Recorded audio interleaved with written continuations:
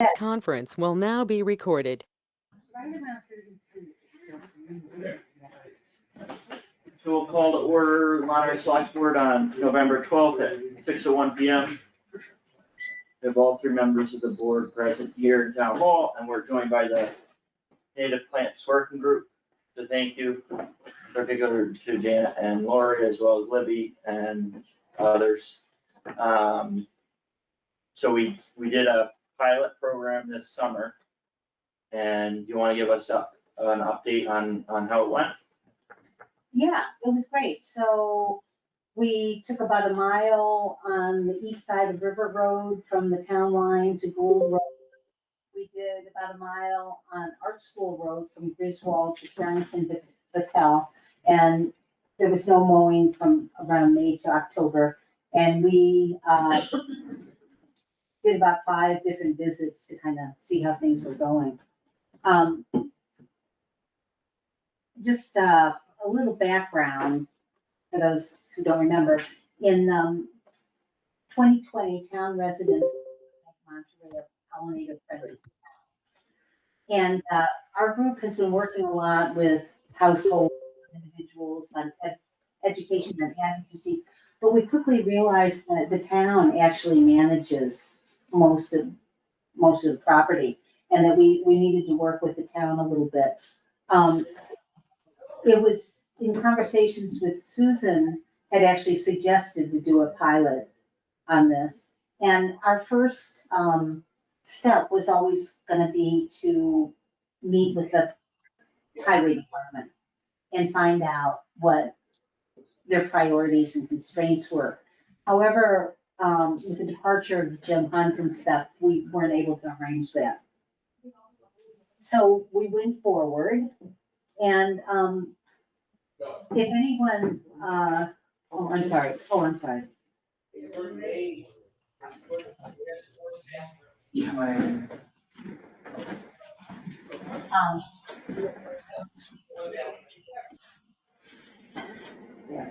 So if anyone needs a little bit background on why we're trying to promote native plants, it's because they require little maintenance, they stabilize the soil, they improve hydrology, they provide beauty, and they nurture pollinators and thus the entire web of life.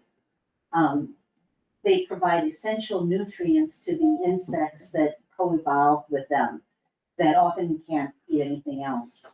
And I was kind of struck by this one quote from this brochure I looked at. Our lowly roadsides offer botanical inspiration and hope. Rocky, gravelly roadsides, wet roadsides, dry, cracked earth roadsides. For every type of native soil, healthy or disturbed, there is a native plant community that can be supported by it. And for every native plant community, there will be creatures taking up residence, finding food and shelter, and creating a home.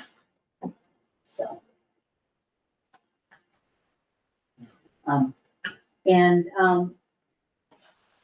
Plants, go back one. So plants that are allowed to mature offer flowers, seeds, and fruit for birds and pollinators, not to mention, shelter and various other habitat things. And then you can go to the next one.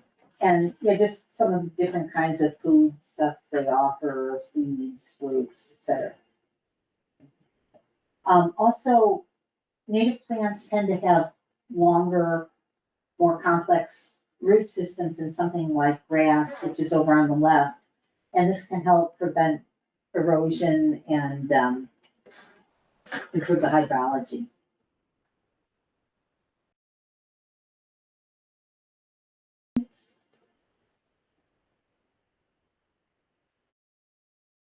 And native plants are very beautiful.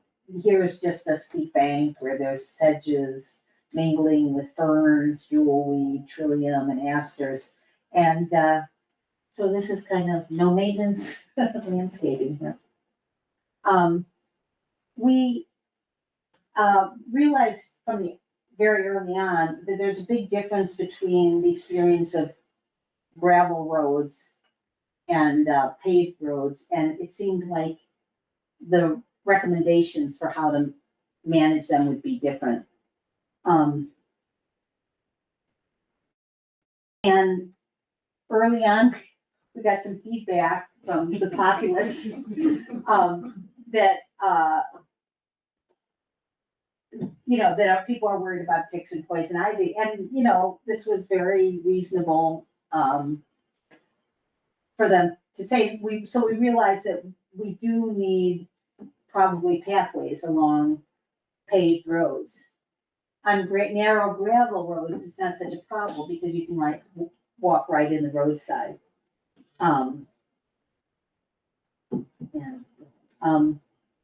This is just a picture on River Road where the swath of vegetation between the dark forest understory and the roadside is sort of like the only biodiversity you've got going there. And so it's sort of a reservoir of biodiversity and a corridor for pollinators. Which, by the way, we didn't see tons of pollinators, which is one of the reasons why we need to do this. Insects are in steep decline, butterflies are down 22% this year. So anyway, but we did have one specific recommendation for paved roadways, and that's to consider mowing just 3 or 4 feet beyond the asphalt to create a pathway for walkers, and then allow beneficial plants to thrive in the margins. And just in one section we looked at, right within that 3 feet, we found ragweed, goldenrod, coltsfoot, grass, poison ivy, and some bittersweet starting to come up. But when we went beyond the 3 feet, we found trillium, a couple of kinds of asters, 2 kinds of ferns, wineberry, mare's tail, doll's eye, native grapes. In other words, a kind of flourishing diversity of native plants.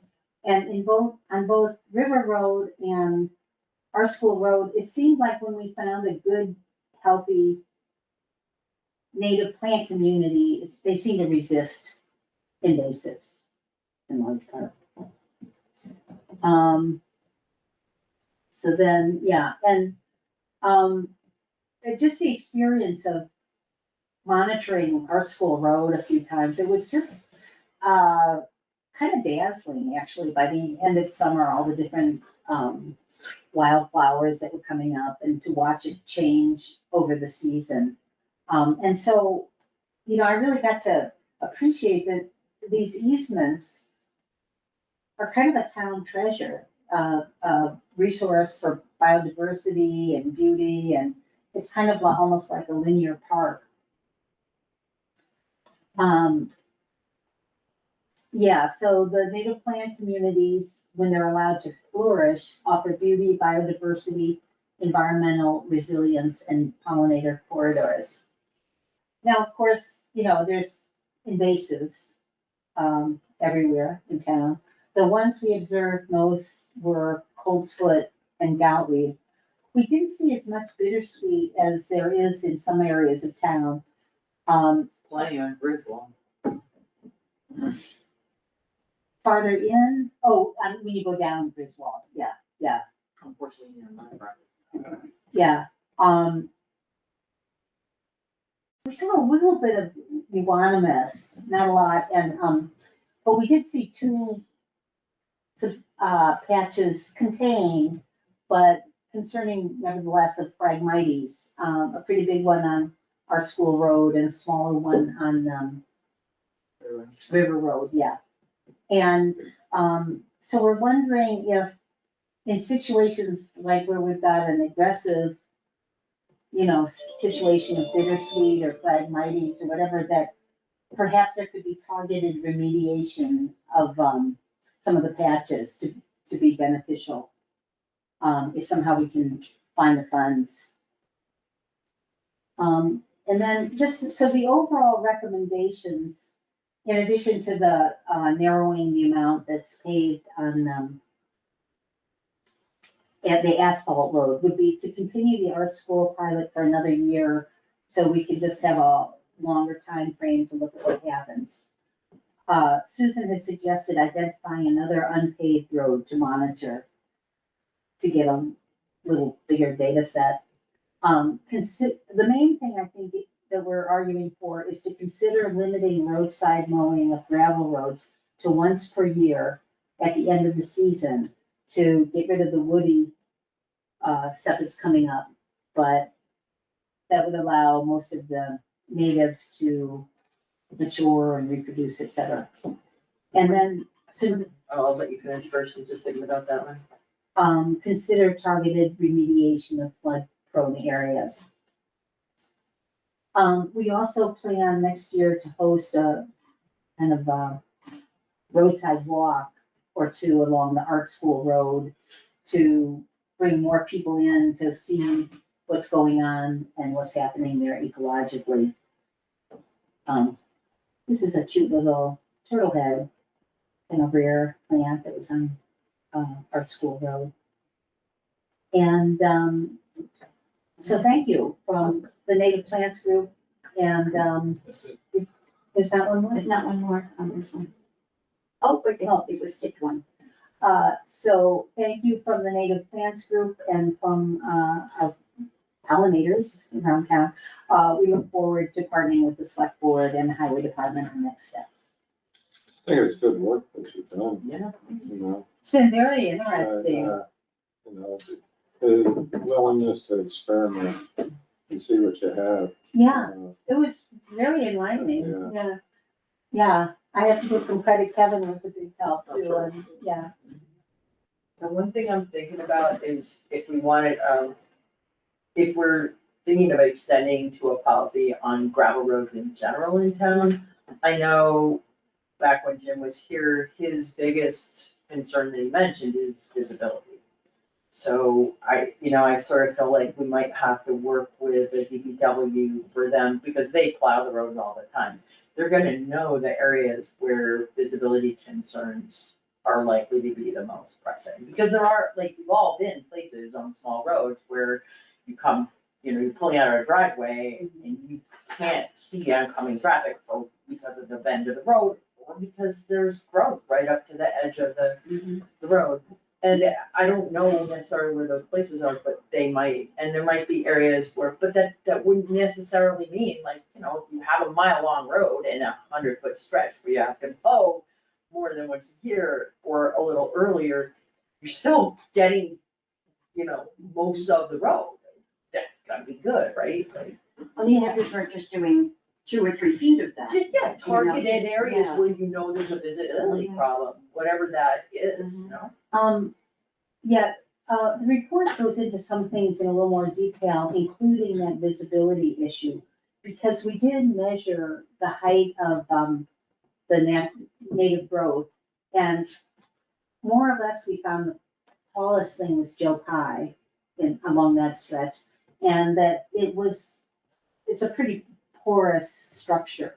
So it didn't seem like, a It big, would be too limiting. Yeah. I think there's gotta be a variability. Yeah, It's just my life experience says that it's gonna depend on a bunch of things, like what happens to be growing in that spot and what that spot is like. Because I just wouldn't wanna make a blanket statement that it won't be a problem, no. I'd and- rather look and see Yeah. what's growing there, because bittersweet, if you had a big stand of it, for example. Oh, bittersweet. I know, but Yeah. we'd like to get rid of it anyway, Yeah. right? But cutting it down is, all you're gonna do is have more shoots, right?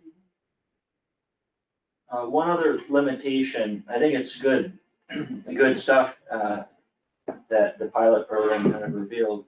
One other limitation that we just need to be aware of is staffing. And in some ways, this could alleviate pressure on the highway department throughout the summer to mow 2 or 3 times. Yeah, If we find out that actually mowing only 1 time takes less time. At the same time, if you have the whole summer to mow town, there's a little bit more flexibility. And so we'll have to work with the next highway superintendent, who we're in the process of hiring. So that, I think it's really the next step is to pass this information along to them and start that conversation with whoever that person ends up being. But just that, we have to work with staffing and realize that if it means we need to start mowing at the end of September, or October, whatever it may be, so we can get all the roads mowed by the end of the fall, we just need to work within that. But other than that, I mean, I think in some ways it could alleviate some staffing pressure. It would also, I mentioned this to you in an email, I think it would be, you guys mentioned, that very cool graphic of the things that have really deep roots. I think there are areas where we know there's like the places we just worked on Hoopie, where there's runoff, right? Those might be ideal places to think about mixture, seed mixtures of native plants that are deep rooted. That might be a boon to preventing erosion that could be overseeded. Because native plants often, if you spread the seed, you don't have to like turn them under, right? You can often just scatter them because that's how they naturally go. And if they're native, they may or may not take, but it's an interesting prospect that I wonder if anybody's put together a mixture like that. Because it seems like a natural kind of, a sensible thing for someone to have come up with, right? You see pollinator mixtures all the time. But a roadside, like a literal, like erosion prevention native plant mixture. Yeah, I think, Somebody must have come up with them regionally. And that might be a really great thing to think about testing on the especially on the downstream side of any of the roads where we're having erosion problems. New England wetlands plants might have something there, I think in Greenlee or someplace out there. But they grow all their own stuff and they have an amazing amount of plants. So it might be worthwhile talking to them. I just think that's that might, if it was a seed mixture, it could be a low cost way to sort of boost the populations of those things without a huge, yeah, cost or human cost. yeah, I kind of feel like, if we take this farther, it would be good to have like, a native plants landscaper on retainer a little bit to sort of help, Think about it. yeah, and figure out what to do, because we have a certain amount of knowledge, but I think it takes a little more professional skills perhaps to know exactly what to do. Well, thank you. for Yeah. joining us. Thanks for all the work you put in, and thanks again. Yeah. Also, Kevin, 'cause I know I've seen you out with them, so I know you were working on it too. Yeah, it's a good plant identifier. Have fun in Antarctica. Yeah. I know, right? There's an extra report, it's gonna run a lot of fun. I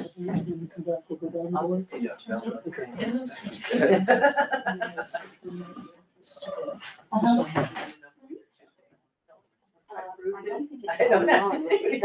We can put it on our, but we should put it up somewhere on. We sent it around. What do you send? I mean, there's not a lot of other places you could go hang out with after Handbook, but okay.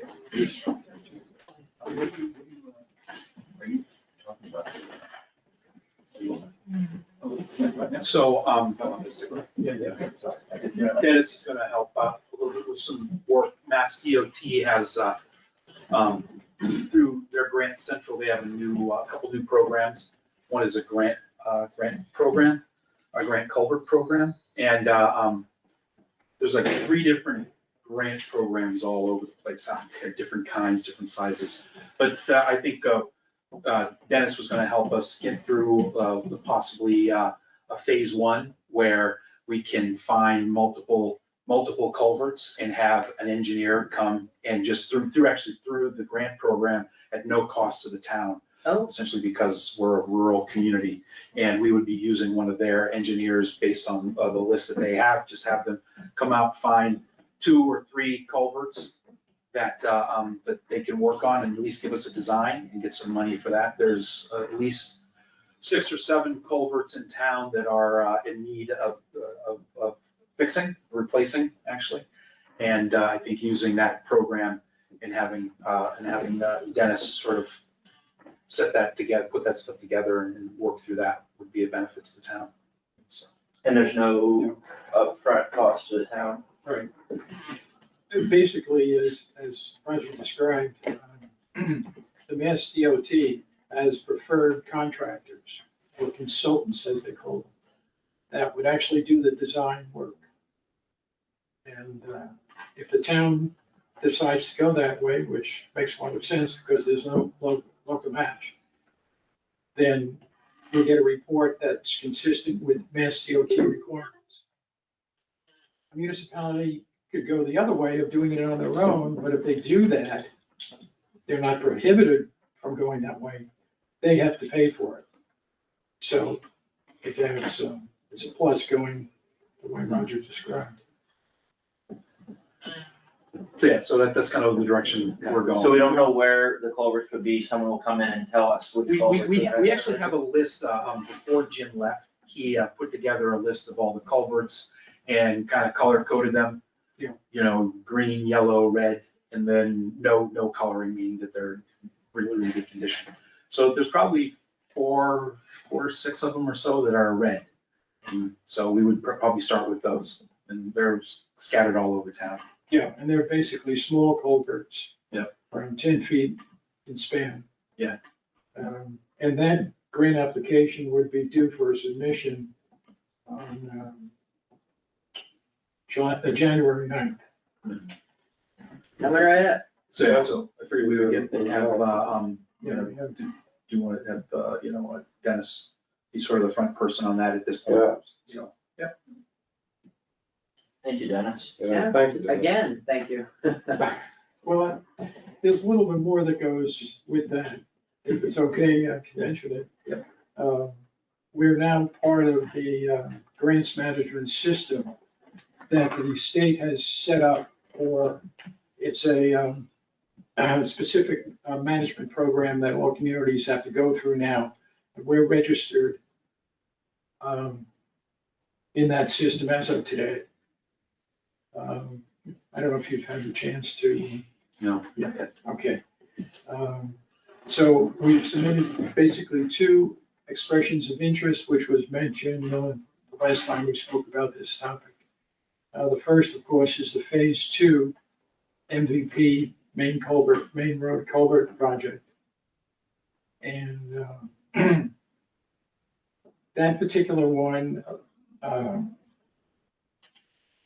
is also, because it's a small town, rural town project, this MVP program is no local match.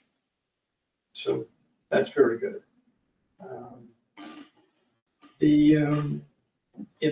In the course of talking with various organizations and persons,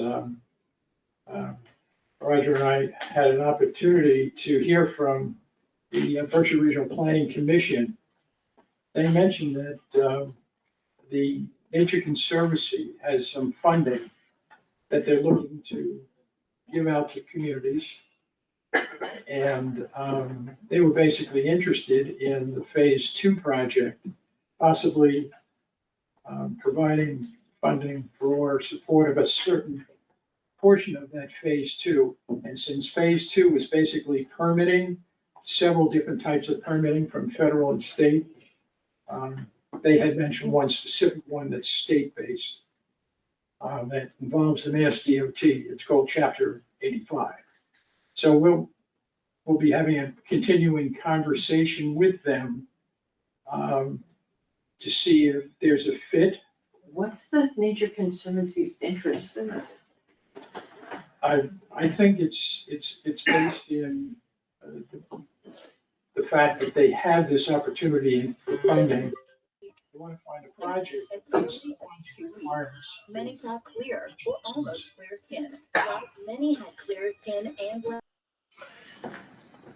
Sorry about that. Is that someone? No, was it someone's, like an ad or something on it? So I think this conversation will continue to see if there is an actual fit, because as you may recall, the work was done by GZA up to a point. And so they're essentially the engineer of record on the project. So we'd have to have a conversation with both groups to see if there is a fit. So my only question is, Yes. we applied last year for phase 2 and we were denied because of the Native American archaeology piece of it, if I'm not mistaken. they were looking for more partnership outside of town. Mhm. And that represented one small possibility, which is gonna become a reality. We're gonna have to do that. And GZA has already indicated that they know a firm that would be, a firm or two that would be available, and that would have to be brought to the attention of the select board to see if there's another fit. But that cost would be incorporated into the overall cost of the regular permitting from federal and state. So we're looking at, give or take, about $100,000 that would be asked for. And again, there's no local match required. So we'll have to see that, if that fit actually works. So that's one possibility that I think the board should know about. We'll update the board as conversations go back and forth, and as soon as possibly next week, we might have a Zoom meeting with them. We're trying to pull that together. The other project involves a so-called Monterey Terrestrial Invasive Species Management Plan. Terrestrial invasive species management plan. Right. What project? This is the second expression of interest that thought might be appropriate for town. We've heard from the Native Plant Group and their excellent report. And I think there's a nexus possibility of a overall plan for the town that I mentioned, incorporating their work as a very important part of it. And this is just an idea that's been expressed. You can consider it enhancing the biodiversity through this type of a management plan. Basically, invasives diminish biodiversity, so by removing them, as was mentioned, and controlling them going forward, you can enhance biodiversity. And biodiversity is a very important part of resilience to climate change. So there's a nexus, a connection through all this. So Friday, I'm actually going up to a regional meeting of the coordinators up in Cummington. And they'll be talking about items like this. Hopefully they'll be talking about the two expressions of interest that we've submitted and get some feedback from them as to whether or not one or the other. We know the permitting is definitely going to be a consideration, but we're interested in their feedback on that invasive species management plan. And Kevin has been very involved in helping develop this idea. So if it is something that appears competitive in the MVP process, I know Kevin is going to be very much involved, as well as Native Plants Working Group. If you go forward with something like that, who actually comes up with the plan? Do you hire a contractor of some kind? Well, yes, it would be something like that. It would involve a lot of public outreach and education.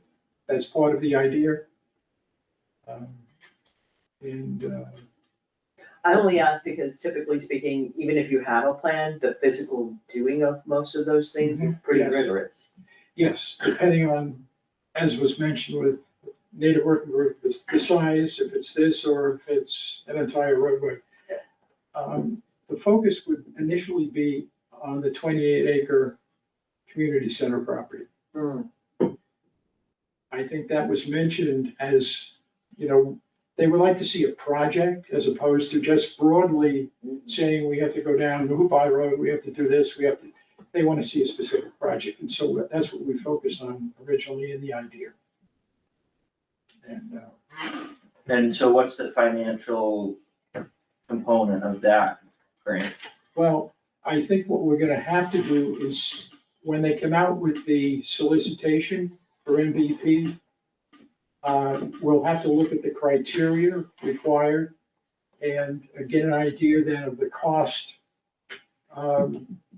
working with, perhaps the plants as well as, Kevin, to come up with a cost for doing that project. So that one would have a match, Yes, probably, right? unless again, we qualify, and we should, by the way, as a small rural town, which would not Yeah. require a match. Okay. They've continued, because of the impact on small towns, Commonwealth-wide, that's what they're doing. They're saying, you either have no match or a very small amount of match, depending on the funding program. And does volunteer labor contribute to that? Is that Yes. part of it? Yes, Because we have quite a bit of. yes, definitely. Well, thank you, Dennis, for those updates. The final thing, if I, Yeah. that's okay, this is a requirement of MVP. It's called MVP 2.0. This is basically an update of our original 2018 certified MVP plan. And we're mentioned, as well as perhaps another at least dozen communities in the Commonwealth that are required to go through this project, this replanning, updating of our previous plan. And How often, what's the cycle that you have to revisit it? well, I think they're looking at possibly 5 years. That's pretty often. Yeah, it is. Well, given the pace of the way the world works in society, I wouldn't consider 5 years very frequent. That depends on the scope of the thing that has to be done and That's right. what's involved in it and what the outcome of it Yeah. is, so. I mean, I know our experience with the pavilion is probably 5 or 6 years right now. But, so I just wanted to mention that that's a separate grant application, and that will be due December 15th. So, So that would be an application to help fund the preparation of the MVP 2.0. yes, exactly. Are you willing to rate that? At the same time, yes. Thank you. I would quite frankly think that Berkshire Regional Planning Commission would end up being similar to the first time the plan was written, starting in 2017 and certified in 2018. Berkshire Regional would, work with the town very closely and perhaps do most of the work on that project. Actually do the update, you mean. The actual Update, not the grant, right? similar to where we had a core community of, core team of the community, as well as other folks that came from the, community in one room, sort of working together to update that plan. That's all I have. Thank you, Dennis. Thank you. All good stuff. Thank you. Thanks for staying on top of all of that. Thanks a All lot. right, let us know if you need anything. Dennis, or any of them. Let us know if you need a letter of support or anything. Okay, For any of them. I will. Thank you. Culvert, on Sandisfield Road. Sandisfield Road culvert is being delayed Yeah. until April. They had some issues, mainly with supply. They had an issue with the precast walls that were proposed. We're gonna be 4 to 6 weeks to have done. And then there was also issues of the availability of asphalt anytime beyond Thanksgiving. So they've asked to start, to have the construction begin no later than mid-April of next year. They basically had a few things that they were looking to get a yes on. which in my conversations with them was to proceed with a notice to proceed from the board so they can continue procurement process. They need a change order so that so they can give Western Earthworks, the people who won the bid, extension to June 30 with no cost on that. They also, it was also looking, one thing that I guess wasn't part of the original bid services, where the bid was somebody preparing prepare the contract amendment to have to the current agreement, which is gonna cost about $30,000. There's $60,000 left over at this point from the original cost to what the bid was, and what the funds are available. So he's asking that they would just $30,000 to cover all these construction inspections, services, things like that, that just weren't part of it. Curiosity, why weren't construction, I mean, if the construction inspections are a predictable feature, why were they not included in the original? I think it got missed with the original part, because I know he said that conversation was with Jim at the time, and he said that it just got missed, those sorts of things. And why did, like, I got that, given when we put the bid out and the bid was, finalized, we were in a time crunch, why did we end up delaying that bid process so much? It wasn't, the bid process didn't delay us, I think we had an issue with an endangered plant Okay, that was up by that actually pushed things off 5 to 6 weeks. It kind okay, of which pushed it all basically past, lost and then us this. that's what lost us, so that's why the bid came in a little bit late. And so we lost those at 5 or 6 weeks, it would have been in the fall. So he's just, looking for that, and I think it's just easy to say, let's move ahead with these things. We'll get it off, we'll get them started in April. I'll find out when the April vacation is, and we can kind of start around that, which is at least 1 week where we don't have to worry about school buses on that part of the road, and then go from there. Let's see where we are. Do you need anything from us tonight? Nope, just that your acknowledgement of it and that you are okay with a notice to proceed and to let them know. I move that we give a notice to proceed as advised by the letter. I second the motion. Any other questions? We'll call a vote. Yes. Yeah. Yes. It carries unanimously. Next up, You wanna do? I was just gonna say, do you want to? well, we will do Ken shortly, but I think we also have DCR on the phone, Okay. which is the next on our agenda about Brett Road. Yeah, you want to talk about that right now? Jesse, are you there? So we have Jesse Barton from DCR. Yeah, hey, good evening, everybody. Jesse, to be part of the conversation on Brett Road and whether or not, we would consider transferring that portion of Brett Road that's effectively in the Beartown Forest, the Beartown State Forest, to the DCR. There was a conversation that happened a while back between Adam Morris, who's the team leader, I guess what his title is, of the Rangers up there. And he had spoken to our foreman about the road, which is really our right of way. It's still legally ours, but we don't do anything to it. We don't maintain it. There's no maintenance on it. There's a couple of old bridges up there that have fallen into disrepair. One's been washed down. They don't do a lot of maintenance up there themselves right now. They will go up and cut some trees if they fall over, mainly for emergency, because of emergency issues, if someone needs to get up there. I guess the idea is they would take over that property and maintain it as a trail. That's what I was told. They would just keep it up to date. The keep it Brett Road itself. The Brett Road itself. How long the section? From basically Swann Lodge Okay, all the way over to Beartown. okay, so that whole section. Yep. I know we're giving them everything past Swann Road.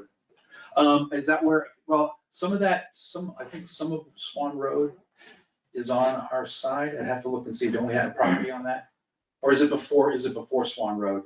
Swan, Well, we gotta the see 'em. lodge is before, yeah. We're gonna see a map, but I saw Oh, that's right, it was. Understanding is everything Yeah, past intersection of Swann it was, I Road. thought there was a little, I'm thinking of the other side. So not on both just, sides. so not just from the Yeah. watch, but from the intersection of the I road. thought So, Yeah, yeah, from it wasn't, the it intersection. wasn't I clear to thought me some from of the that was- description. I wish I could see it on a map, that would make it clear.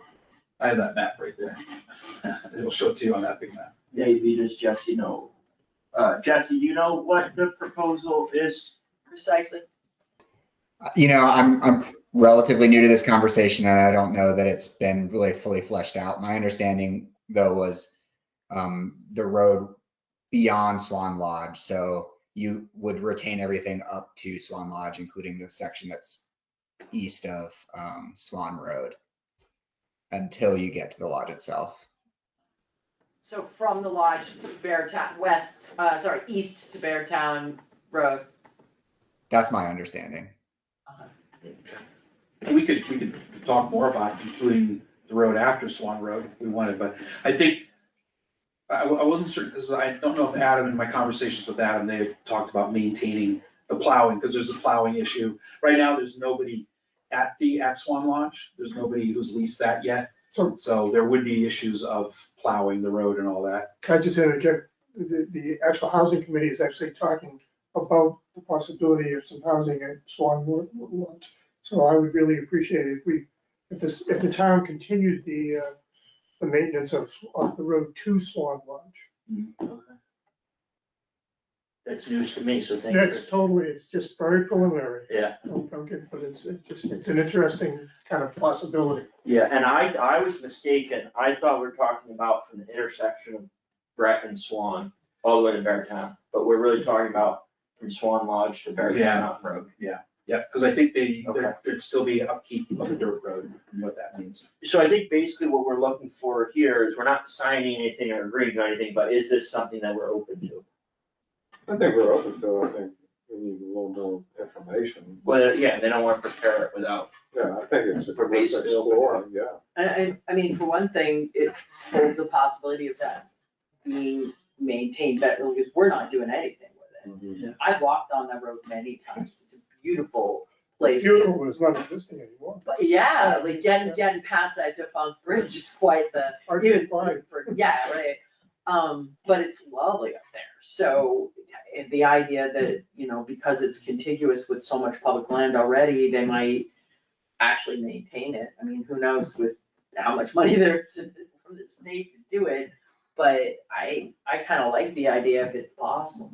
I wanted to also get, hear from the historical commission, Yeah. because I know that road itself has a lot of historical value for the town, supposedly that's where John Knox did all his ox pulling and cannon pulling up there Yeah. over those roads. And I know there are cellar holes and charcoal, I think there's a charcoal pits up there and all kinds of stuff, so I at least want to make sure that, I know that they do talks and through it, walks up through there, so. But it's just as good as a state forest as Yeah. it is at the town road, Yeah, if not better, And because I, they might maintain it.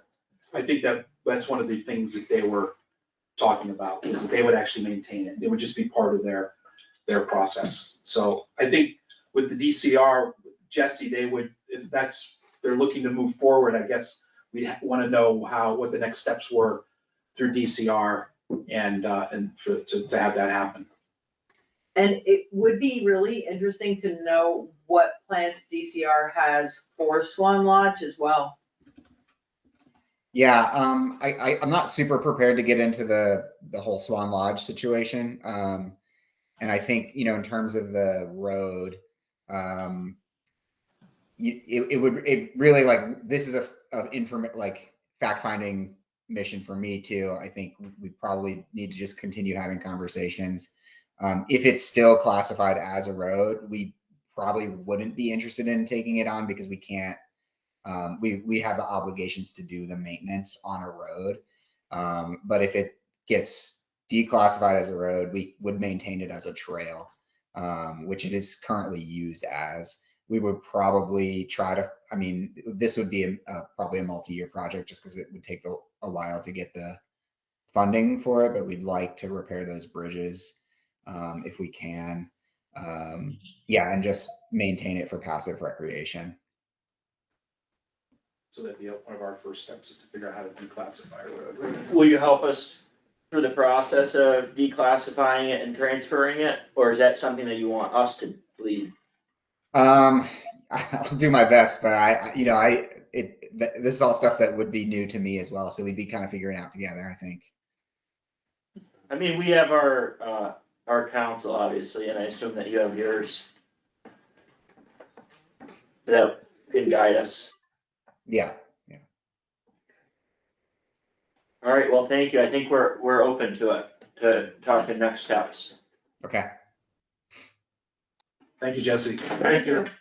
Yeah. Thanks, y'all. Have a good evening. All right. Ken, do you want to get into some housing? I'm not scheduled to the end of the meeting. Okay. You're welcome to hang, my You don't want to keep me up here like that.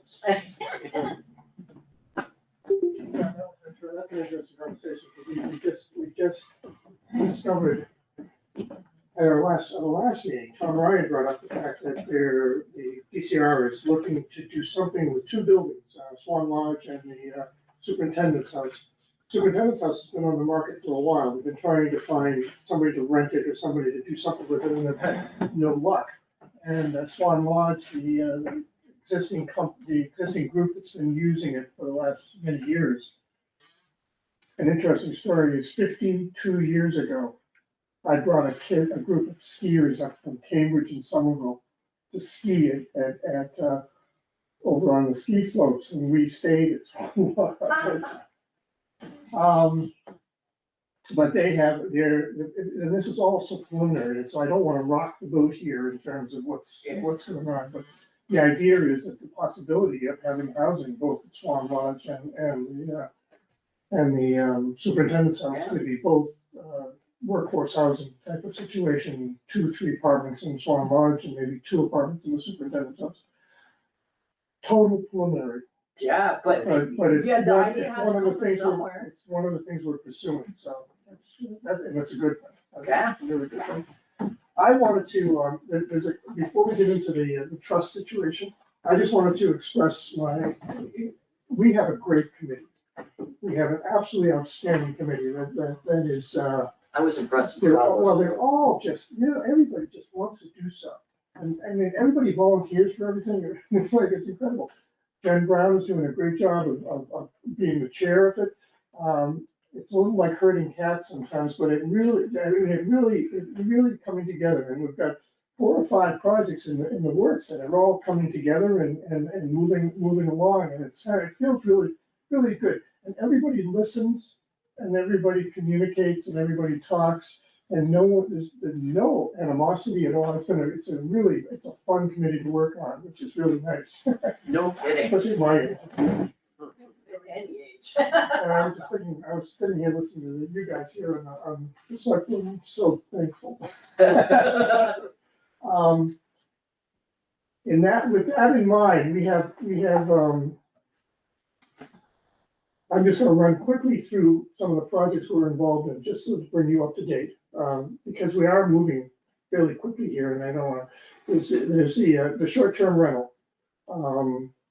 We're going to be doing somewhat of a deep dive into the short-term rental situation in Monterey, both in terms of Airbnb and in terms of, we have one person that's already pulled together all the information from other towns in terms of what they're doing, in terms of both legislatively and in their town. And what we're trying to do is focus on what kind of resources we can get back from the Airbnb situation and others in terms of the rental situation. And we have an IT guy on our board who is doing some programming in terms of doing what they call sweeping of records in that, and trying to figure out what's going, because Airbnb is hard to deal with, and they're trying to figure out ways to do that. Apparently, Great Barrington is already doing that, and we're in talks with them in terms of the company they're using that's doing the sweeping and stuff. So, but it's all kind of centered around, for us anyways, trying to figure out what direction the town, or we would like to propose to the town that we move in, of how restrictive, and at the same time, the assessor's office think we're about 60 to 65% rental situation within the town of all the properties. And that's an amazing number. I mean, second home. Second homes, yeah. That Between 60 second to homes, 65% 65%. are being rented out as. Well, they're either being rented out or they're actual second homes, but most of the Right. second homes are being rented out. So you have this incredible, I mean, you have an incredible amount of property that's, and the impact on the town means, and a lot of property has been bought up in the last 3 or 4 years. So we would like to try to figure out if there's a way of getting some money back on that, that can go first, and we want to use it for housing, so that's a big one on our list. We're looking at abandoned housing, there's about 3 or 4 houses we've identified that are abandoned. And we're gonna do a situation of talking with the owners and seeing what's going on with the other houses and see if there's any way of beginning to look at maybe bringing those back online and that. About 5 or 6 years ago, there was a rehabilitation program for homeowners in Monterey. We kind of lost, that kind of disappeared from here. It's still happening in Egremont and other places. And we're looking to try to rehabilitate some homes to keep people in their homes, but also the possibility of rehabilitation for second homes.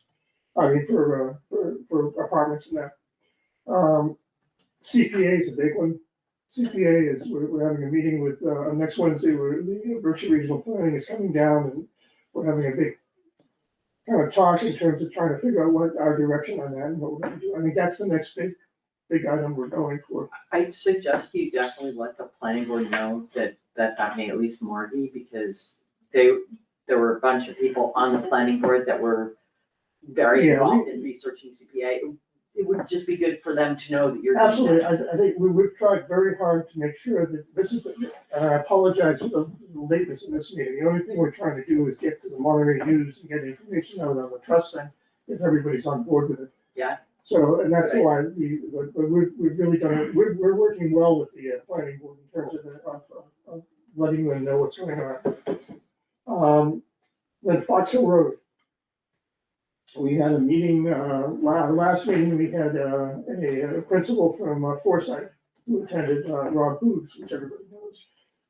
And we're getting ready to, he has developed for us a site visibility, what we need for a site visibility study. And we've got 3, according to Roger, we need to send it out to 3 places. So we're gonna send it out and see what kind of monies we're talking about in terms of doing a feasibility study of the site. And that will happen after, we'll have approval to go ahead from release of our board. Next time we'll be back to you, talk to you about that. And then there's the seasonal communities. This is a little tricky because the planning board has decided they want to run with this, which on one level for us is great. But on the other level is that we really saw that as we really need to do a deep dive into that and figure out whether there's a way that Monterey can be part of that. And mainly because for us anyways, it's the money's involved. The state has put together a lot of money that they're willing to give up for communities that are involved in the seasonal community. I don't know if it works. I did a lot of work initially on stuff, and I passed that all on to the planning board, so they're gonna take that and we'll see what happens. I don't know, little concerned. I mean, it's so far, but before the final set, I haven't looked again since that last set of actual regs. Yeah, they came out with I new know, regs. I know, they finally came out with the new regs, but we talked about it here, and the general feeling was it would continue to be at that time unclear both what our responsibilities were and what actual benefit we might glean from it, which at the time seemed pretty small.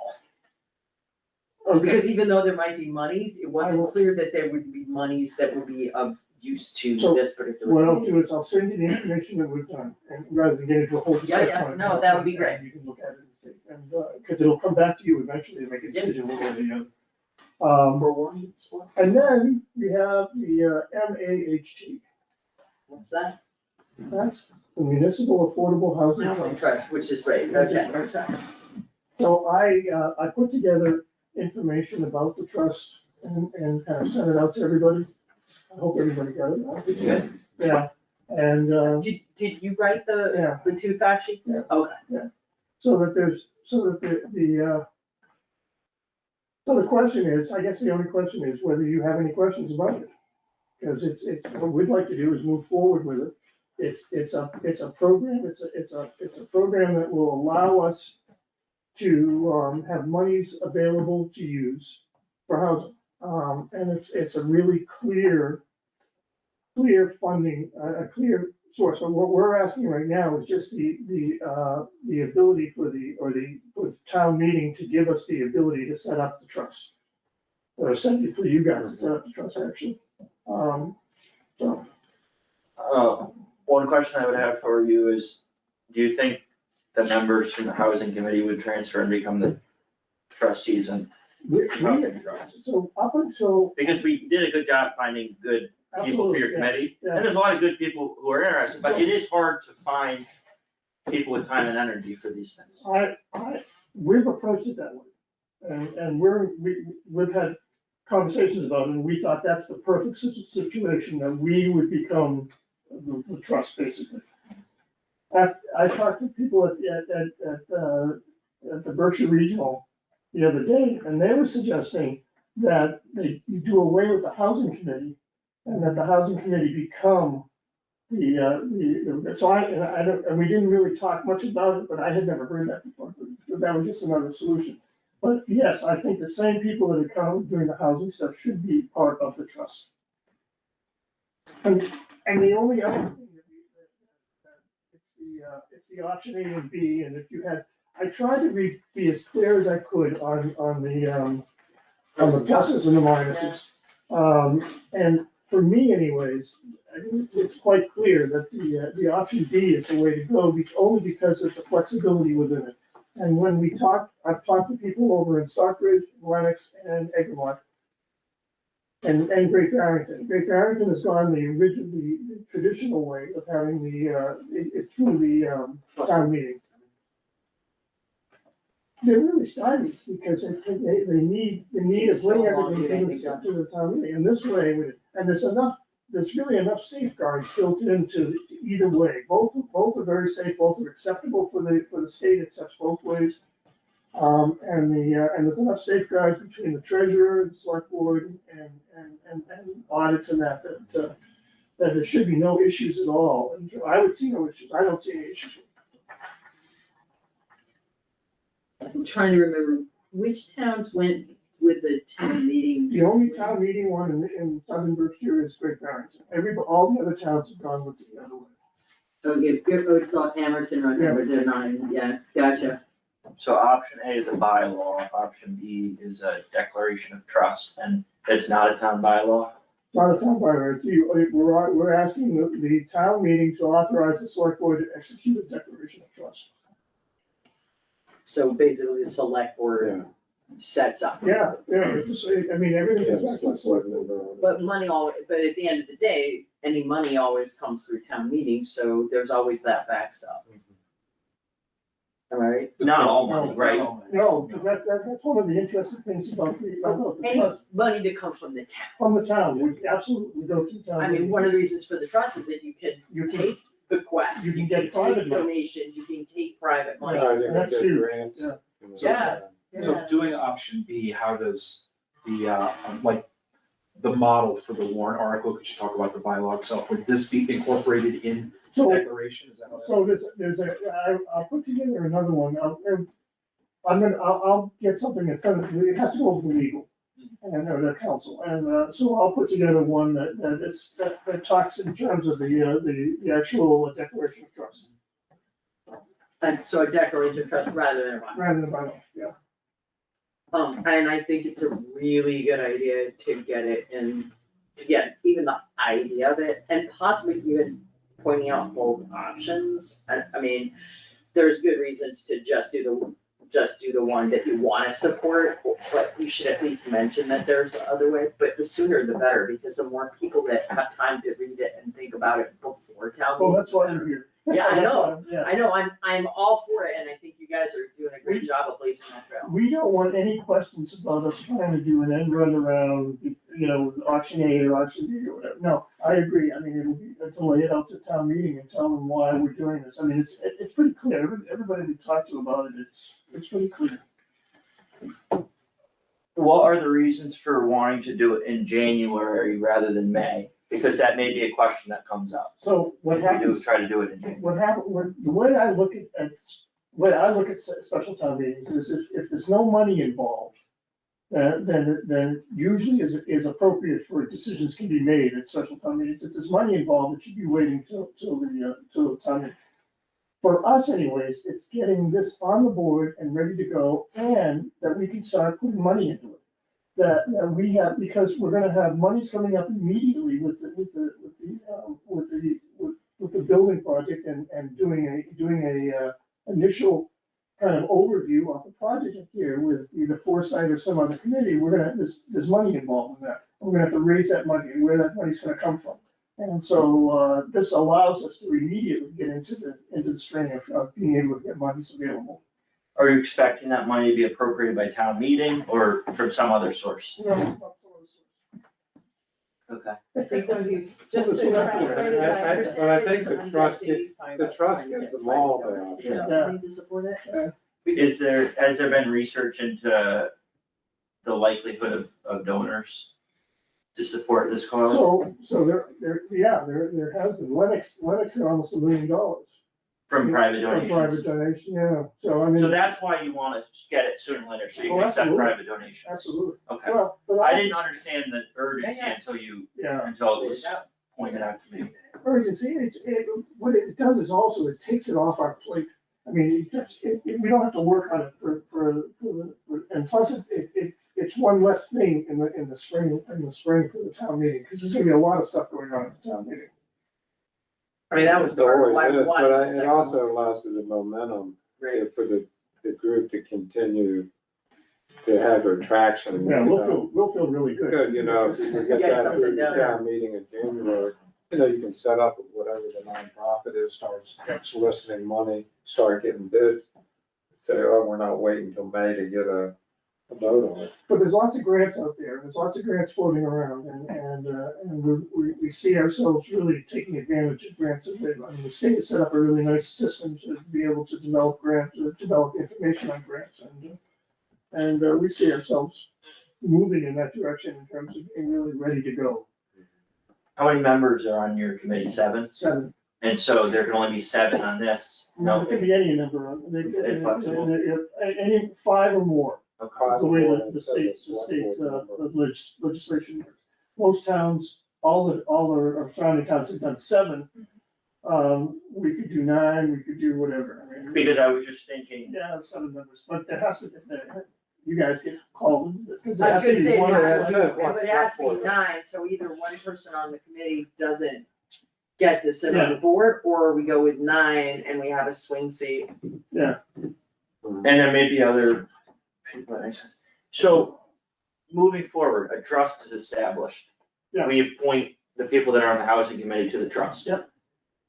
We dissolve the housing committee? no, I'm not saying that. No, I'm just asking you. We could, I mean, that just came up yesterday, and I haven't even really given it much, I mean, it's just an interesting idea. Or do you just have 2 committees that have The same basically the same people, membership and Well, purpose? that's what Russ said, he said, why not just dissolve the That's all housing right. committee? and- I know what they did in the town that Number are of done, people, it's hard to get. since there's several on the list. Yeah, that's why I think 7 is, Well, you 7, got 7, you can move them to the trust, you know, you do as his big, you know, you have a select board member on it, but having a separate housing committee and Yeah. a trust, it's too many people, I mean, I think you. I think we're thinking of The just sheer saying, number of well, the it's just a people you question of whether manage you bother it to all. have them serving 2 roles at the same time. It's- is there anything the trust can do that the housing committee couldn't?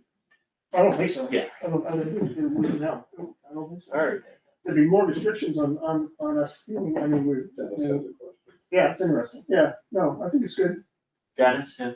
Could the trust be considered for just raising money, which the housing committee cannot do?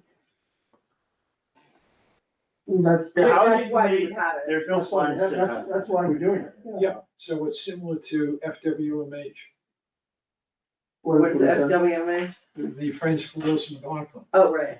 Oh. But the trust also has some other options, like they can actually be landlords, for example. I'm sure. Or they can sell property, you know, they can sell properties if that's an option, like there've been, the housing trust in Barrington owns the land, but the people buy the house. I'd like to get it would be interesting to see what town council says about this, because it's an interesting. I think it makes sense, because the more I think about it, the more it makes sense, because why the two, it's just confusing, it would confuse people, and it's more straightforward. No, thank you for doing the research. Yeah. No, you're documentation. Good. Yeah, you did a really good job on the fact sheet. Good. I'd like to hear that. Can't remember my name. What? Who are you? What was your name now? So you're on board. Yeah, We're on the select board. yeah. Good. I think what we'll do now is we're gonna have a meeting next Wednesday. I'm meeting with the planning board tomorrow. And we're gonna go over this again. And then, if everybody's on board, we'll get back to you for the select board, and I'll send it out to all of you, a document that we think is what should happen, and, That's gonna be the worst part, just. So is that, boring. like, you're gonna make, you guys are deciding whether or not to do a declaration? Yeah. Or a bylaw, Yeah. or a bylaw? Yeah. That's. well, we've actually done that. I think tonight, with everybody on board for Plan B, then that's what we're gonna do. So the declaration of trust, you said is recorded in the registry of deeds? Correct. Just like a regular trust, yeah. Okay. He's thinking, what? That sounds bad. Well, I mean, other parties, you gotta turn in a financial report annually and stuff Yeah, like you that. So there's gonna be some cost to keep it maintained. So how would that work? Would you use our town accountant, town treasurer? Town treasurer, yeah. So it's very much a town. Oh, absolutely. Yeah. Oh, yeah. It still maintains, but you have the flexibility to be able to move quickly. And that's, I mean, quickly meaning within 2 or 3 weeks, but I mean. Because if the select board and the trustees all agree on something, we can change Yeah, a lot of you things. can move it all around. And you don't have to wait. Yeah. Till the next town meeting. Which is huge. It's the Which only- matters. Take that obstacle out of the way. Yeah. Well, sometimes it's the only vehicle within state government that allows you the flexibility with the monies to be able to move quickly. And to move, to actually act on things in a reasonable time. All right, thank you, guys. Okay, good. And Thank you. thank the whole committee, because like, I was impressed, like, yeah, I was really impressed. It's a great committee. Really is. Okay, super. Thank you.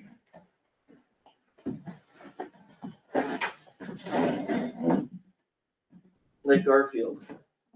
Garfield.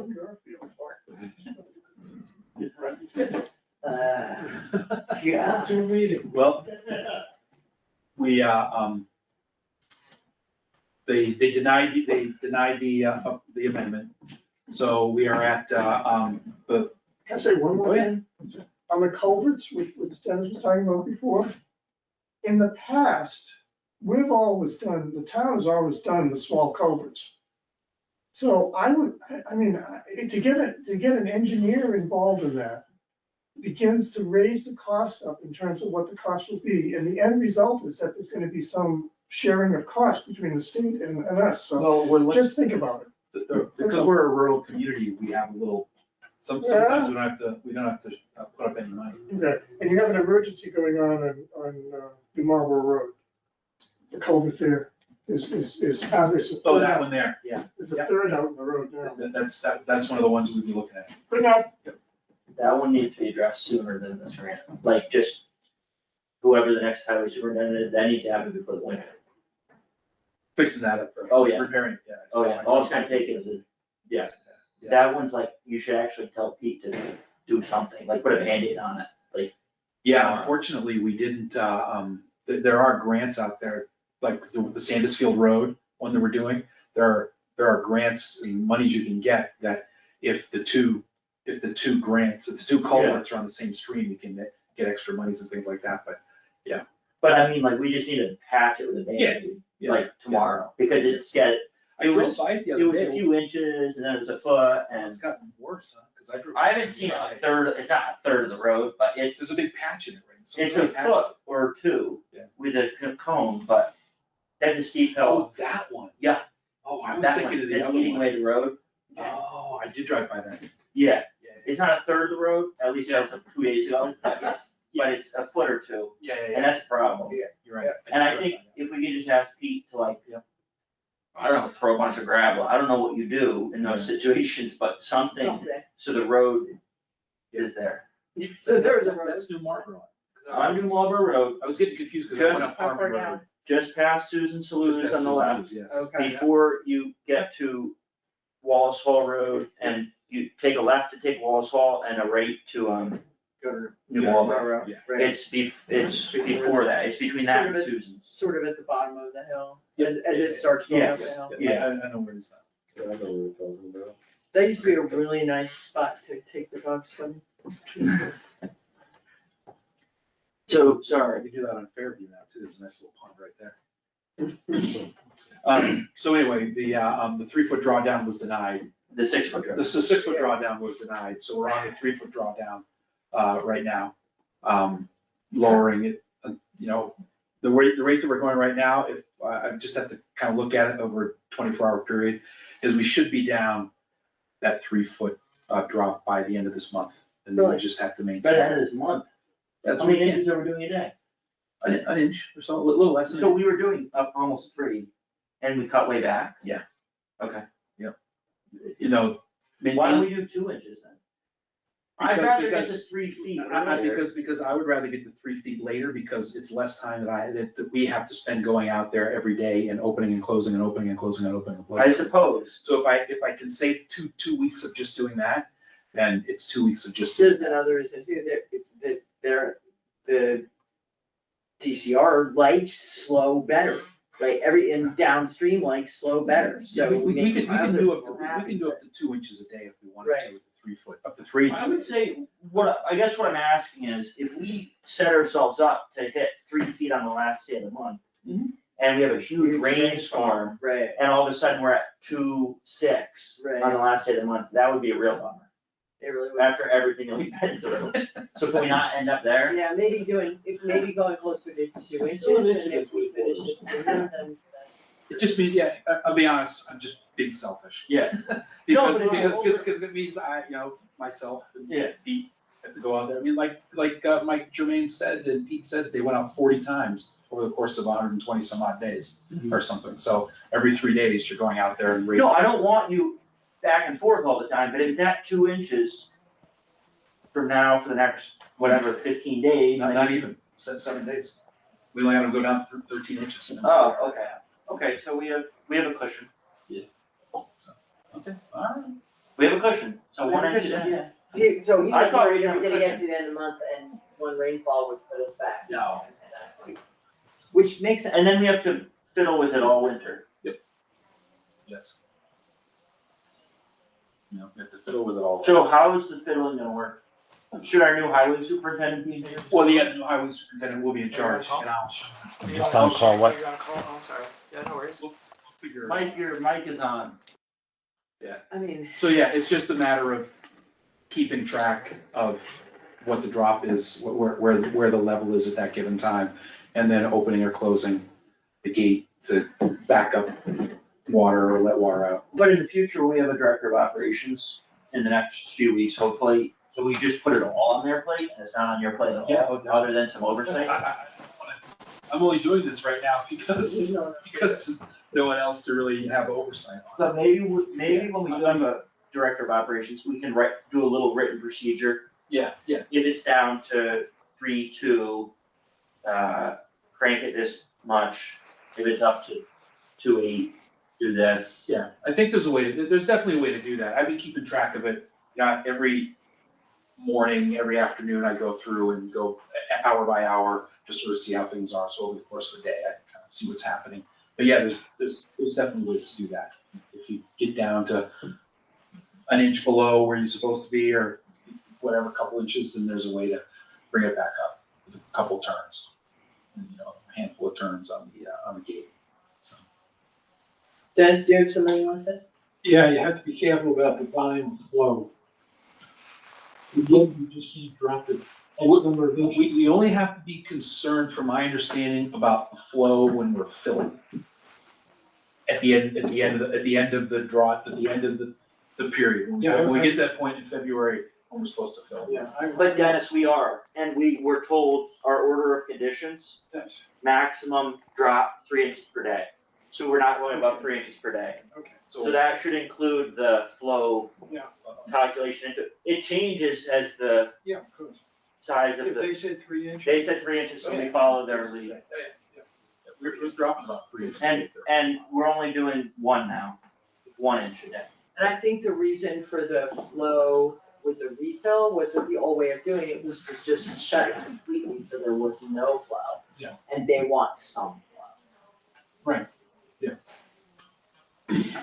So we are considering, it was recommended that we just move forward with a notice of intent with a 6-foot drawdown. So at this point, I know, Mike and Hillary, Kenyon were helping put it together, so, whether it's, the earliest right now would be January. I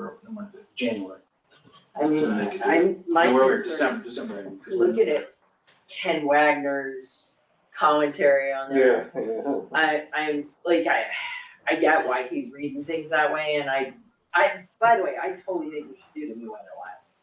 I'm just managing our expectations.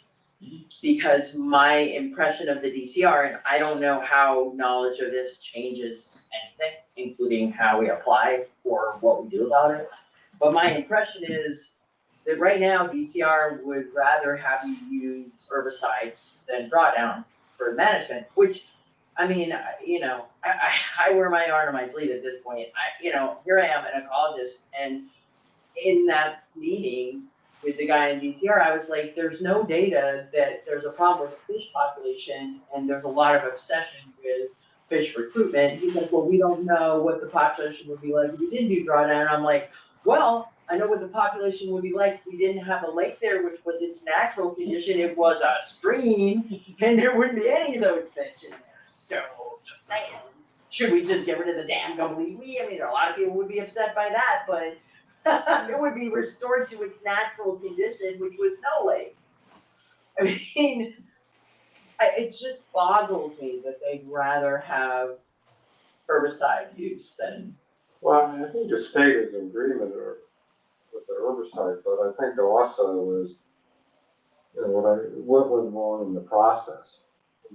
Part of our process was not good. I'm not gonna And dispute so, that. I spent time with Roger this morning and, he's talking to these people and they're explaining to them the process, and you got a lot of you have to follow their process, not what other people are saying. So, Well, it's a local rule. The Concom is mostly a local rule. it's a local rule, but WPA is a local rule thing 99% of the time. So we went with a method that we thought we were doing what's best for our lake, despite it not crossing all of our T's and dotting all of our I's with process, because we just want to do what was best for the lake. Right. And we said, if DEP really wants to call us out, they can, and they did. yeah, but it was about information. I don't think that. I think you're taking, here's where I disagree. I agree that that's what they said. But if you read it between the lines and you take it, having spent 5 years of my life in DC, reading Politico speak, a la regulatory agency, right? Like, I read a lot of EPA documents.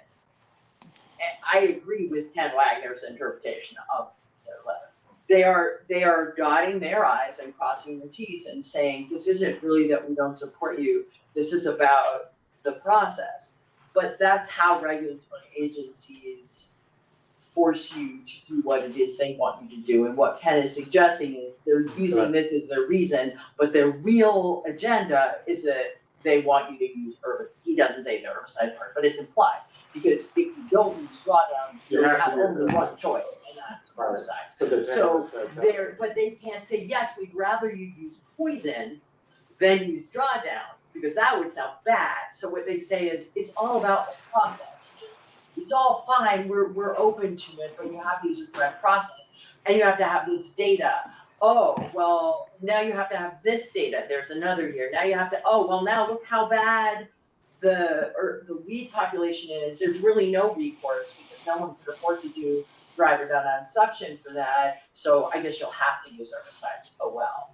But that's really what the outcome they wanted all along, right? So I'm not saying you're wrong. We have to do the NOI, and I think we owe it to Lake and the town to go through that process and to do the best job we can.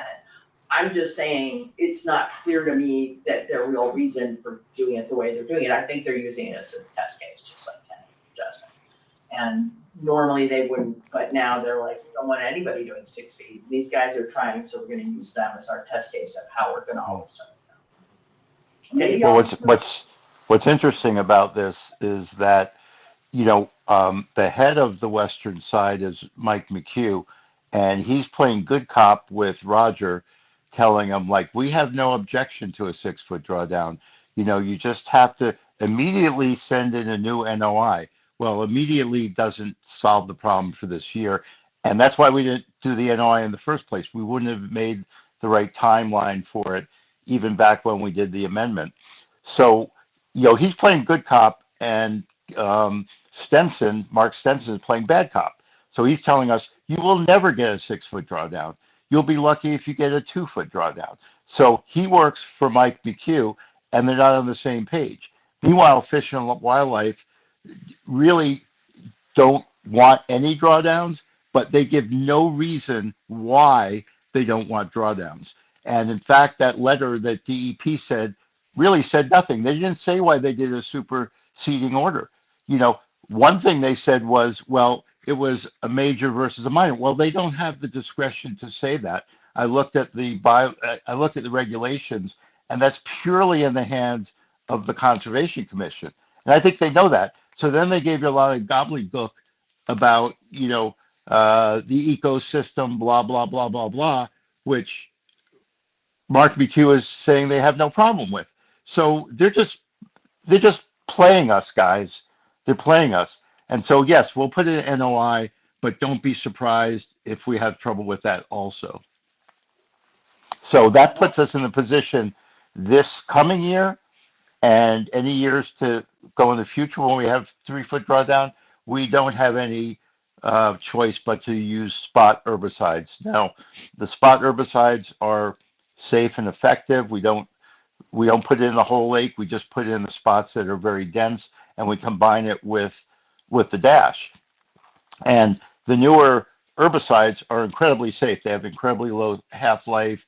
They don't affect any other plants even except for milfoil. But we know the town is objecting to it. I can tell you the Conservation Commission seems to be in favor of it. At least Pauline is in favor of herbicides. But someone's got to take the lead on educating the population about this in case we come to that. How are we going to do this? How are we going to educate the population? It's not going to be me. I'm already the lightning rod, right? So I asked Pauline to maybe take it on, and she's interested, but she wants somebody else to take the heat with her. So I think that's one thing that we should think about is how do we approach this public relations and education piece, because obviously it went down in flames last time. But of course, just so everyone knows, the town, when they passed the, banning the herbicides in Lake Garfield, twice, none of those have any legal standing. It's just their opinion, and anybody can get an NOI for the herbicides. As you know, it would be approved by the DEP. It would be no problem except for an uproar in town.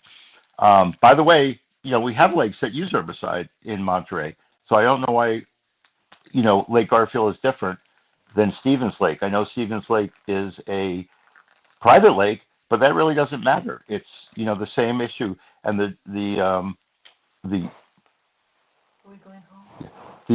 downflow from that with the herbicides goes into the Concord pot. So, for some reason they use dicot, right? So, why is that okay? And it's not okay for us to doing a much simpler, less invasive approach with spot herbicides that are much newer and much safer than what Stevens Lake is doing. It just makes no sense to me. Is Stevens Lake private, or is it just a public water body surrounded by private land? Oh no, they still have to go through the Conservation Commission and they have to go through the DEP. It's no different, Roger. I think No, I it's a understand. large enough body of water that the state owns it, right, probably? Yeah. But there's a Stevens Lake Association. So there is, I didn't know. Which manages, if I'm not mistaken, I'm not very familiar. It's maybe similar, not the same, but somewhat similar to how we have the Lake Fuel Preservation Tax District. So we don't really interact with Stevens Lake or Lake Fuel. Well, you do because the Conservation Commission has to approve the herbicides and it has to be approved by the DEP. So in that way, it's really no different. Lake Buell is public, Stevens Lake is private, Lake Garfield is public, and all of them are regulated by the Conservation Commission and the DEP. I'm a little more optimistic.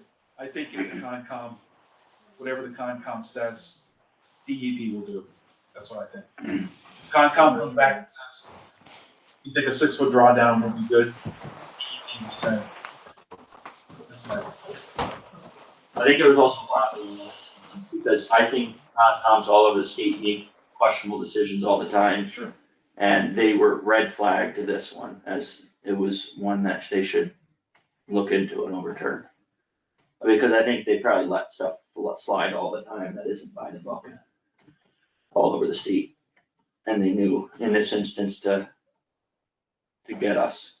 I mean, we kind of put the ball in the court. He said, we know this isn't 100%. So I do think we should put something out to the Google group, the news and announcements. Well, can you put it to the town webpage, and then also the Google group, and the town webpage? Yep. The news and announcements. news and announcements. Yeah. That just to notify people that it's only gonna be 3 feet down. Yep. And do we need anything for the new NOI, and do we have a time frame on that? That, I don't know, I haven't really, I know that Hillary was helping on that, I Yeah. believe, and Those owners an email saying she was helping. yeah. I believe she can do it within the next couple of weeks. The earliest we can do it now is December. And so there's no rush either, because it's not gonna have any impact until next November. Yeah, so there's no rush, but the earliest we could do it is based upon the timing for the Conservation Commission would be their meeting in December to get it on there. If we want It'd to be good to do that, Yeah, just to get it done and over. because I think it'd be nice to be able to tell people in the early spring, the state, we have this. Well, I think the sooner the better. At the end of the day, there's like a huge comment period and time for them to issue a letter in 6 weeks or something, It's like so. it's yeah. a long time. So the sooner we get it started, the sooner it's done. And any other questions on Lake Garfield before we move on? Yeah, Richard.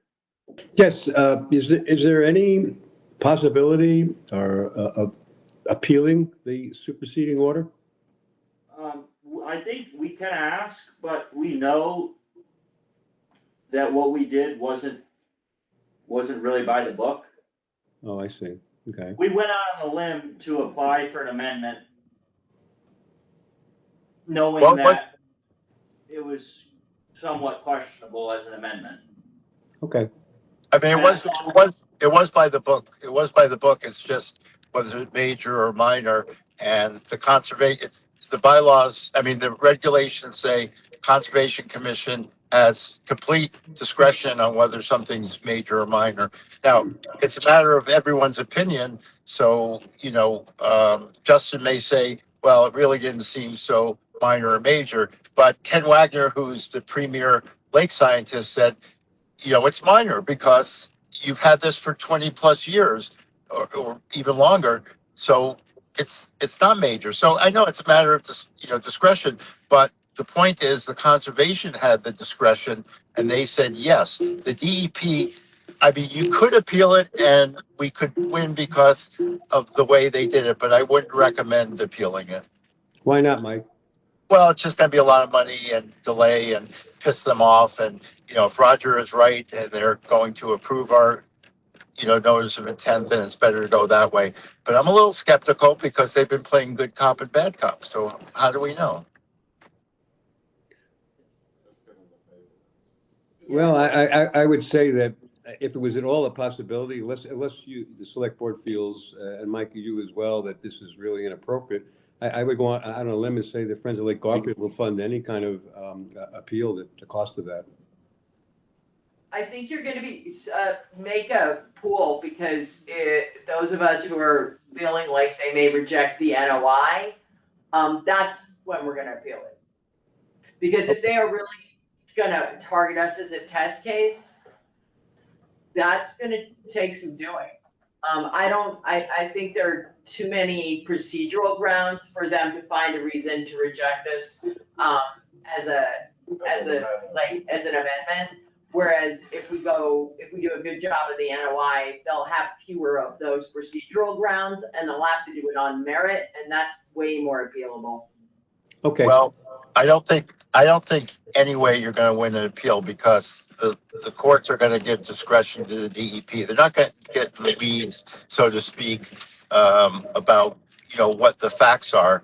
They're just not going to get into that. So they're going to go like, who do we trust? Well, we trust the DEP. End of story. So the problem with doing an NOI now is that we could lose everything, right? Because this NOI will supersede the existing NOI. So, I'm not saying we don't do it, but just realize what the risks are. They're just screwing around with us, guys. I mean, there's no question about that. But Mike, if you say the Conservation Commission really has the decision here and the DEP is not on appropriate grounds, then how could a court, the court would see that and they would side with the Conservation Commission? Wouldn't that be? That's because in their letter, they didn't make it about being minor or major. They made it about the environmental impact. Off the meeting for now. Can you maybe do a private phone call? Great questions. We got to keep moving with our agenda. We have a big agenda. Well, thank you for listening to me. All right. Thank you. Thank you. So the next thing is, I spoke with Pauline Banducci about the Lake Garfield Committee, and she's due to come up on the Conservation Commission. Her term come off of the Conservation Commission on, I'm just looking at the exact date here, April 2nd. Oh, that's very soon. So I figured if you're all open to it, that we could appoint her effective April 3rd, so that there wouldn't be any overlap. Gotcha. And there wouldn't be any concern between the Conservation. Is she not interested in being re-upped to the Concom? Yeah, I heard she wasn't interested. So the next question is, looking at the staggered terms on the Lake Garfield committee, it would seem like maybe we would put her through 2028. That would kind of even the terms out, June 30th, 2028. So that would be an appointment, kind of an oddball started appointment for the reasons stated before. But that's okay when you're trying to fill a slot so that the cycle gets back to a better balance, right? Yeah. That's how I've always understood it, so. And you can re-up on that other appointment, on either one, right? So. Is someone not renewing on the Lake Garfield committee? So no one is not renewing, but Steve Snyder, if we want to stick to 7 even, I'm sure he'd be happy to step down. I mean, in the original committee, it was said that there would be representatives from the Conservation Commission, the Board of Health, the Select Board. So they're in addition to the members we already have. Well, Michael, Pauline's not gonna be on the Conservation Commission anymore. She's stepping down at the end of her term. Oh, okay. I didn't understand that. Okay. She should be a member of the public, okay? Okay, I got it. Well, Steve Snyder never comes to the meeting anymore. He may not want to do it anymore because he's retired and moved out of Monterey, so. Yeah, that's my sense, and Pauline's very interested, and I told her that we're gonna scoop her up before She can change your mind? she can change her mind, so. I would move that we appoint Pauline Banducci to the Lake Garfield Committee effective, April 3rd of this coming 2026 and through June 30th, 2028. I'll second. Any other questions or comments? We'll call a vote. Yes. Yes. Yes, and that's unanimous approval. Thank you, Pauline, for stepping up to serve on that, in that capacity. Moving on. We don't have a treasurer contract. Roger and I met with Sarah. I think we talked through any kind of issues that we had. And there were some things on her end, some things on our end. And recap that, but we're just waiting on her to prepare a contract or respond to Roger's draft. or- Does she feel, after last year, does she feel more comfortable with the number of hours? Because I knew that was a big issue the previous year. Yeah, it's I think it was, becoming more manageable. yeah, it's becoming more manageable. I think there were some procedural things around payroll that we're just trying to work out and make sure they get done. That was really about it. There What's wasn't concerning a ton to of me is, she says, I put the 7.5 hours in the contract. And when I reach that, there are things that she says, there are things that need to get done that aren't getting done. It's timely. Timely. And it's not, like, not paying bills, not paying payroll, it's like reporting, reconciling. But stuff that in the end needs to happen. Yes. It might be why we're finding errors later on.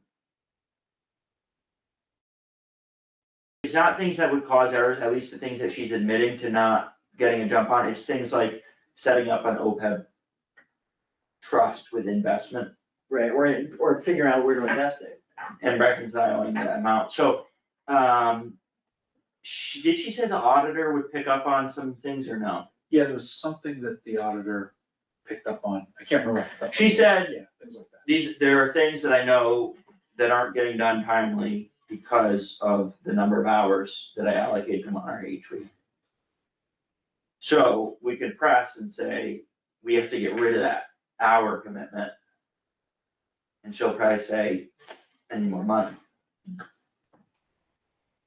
We can have that conversation for next year, and I don't know if that's the answer.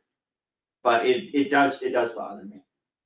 I mean, at the end of the day, if the work she needs to, there's only two options. She either works faster or we pay for more hours.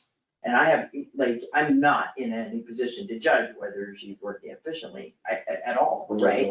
But if one assumes that someone's basically good at what they do and are working efficiently, and if they can't get the work that needs to be done, then the only choice is really more hours.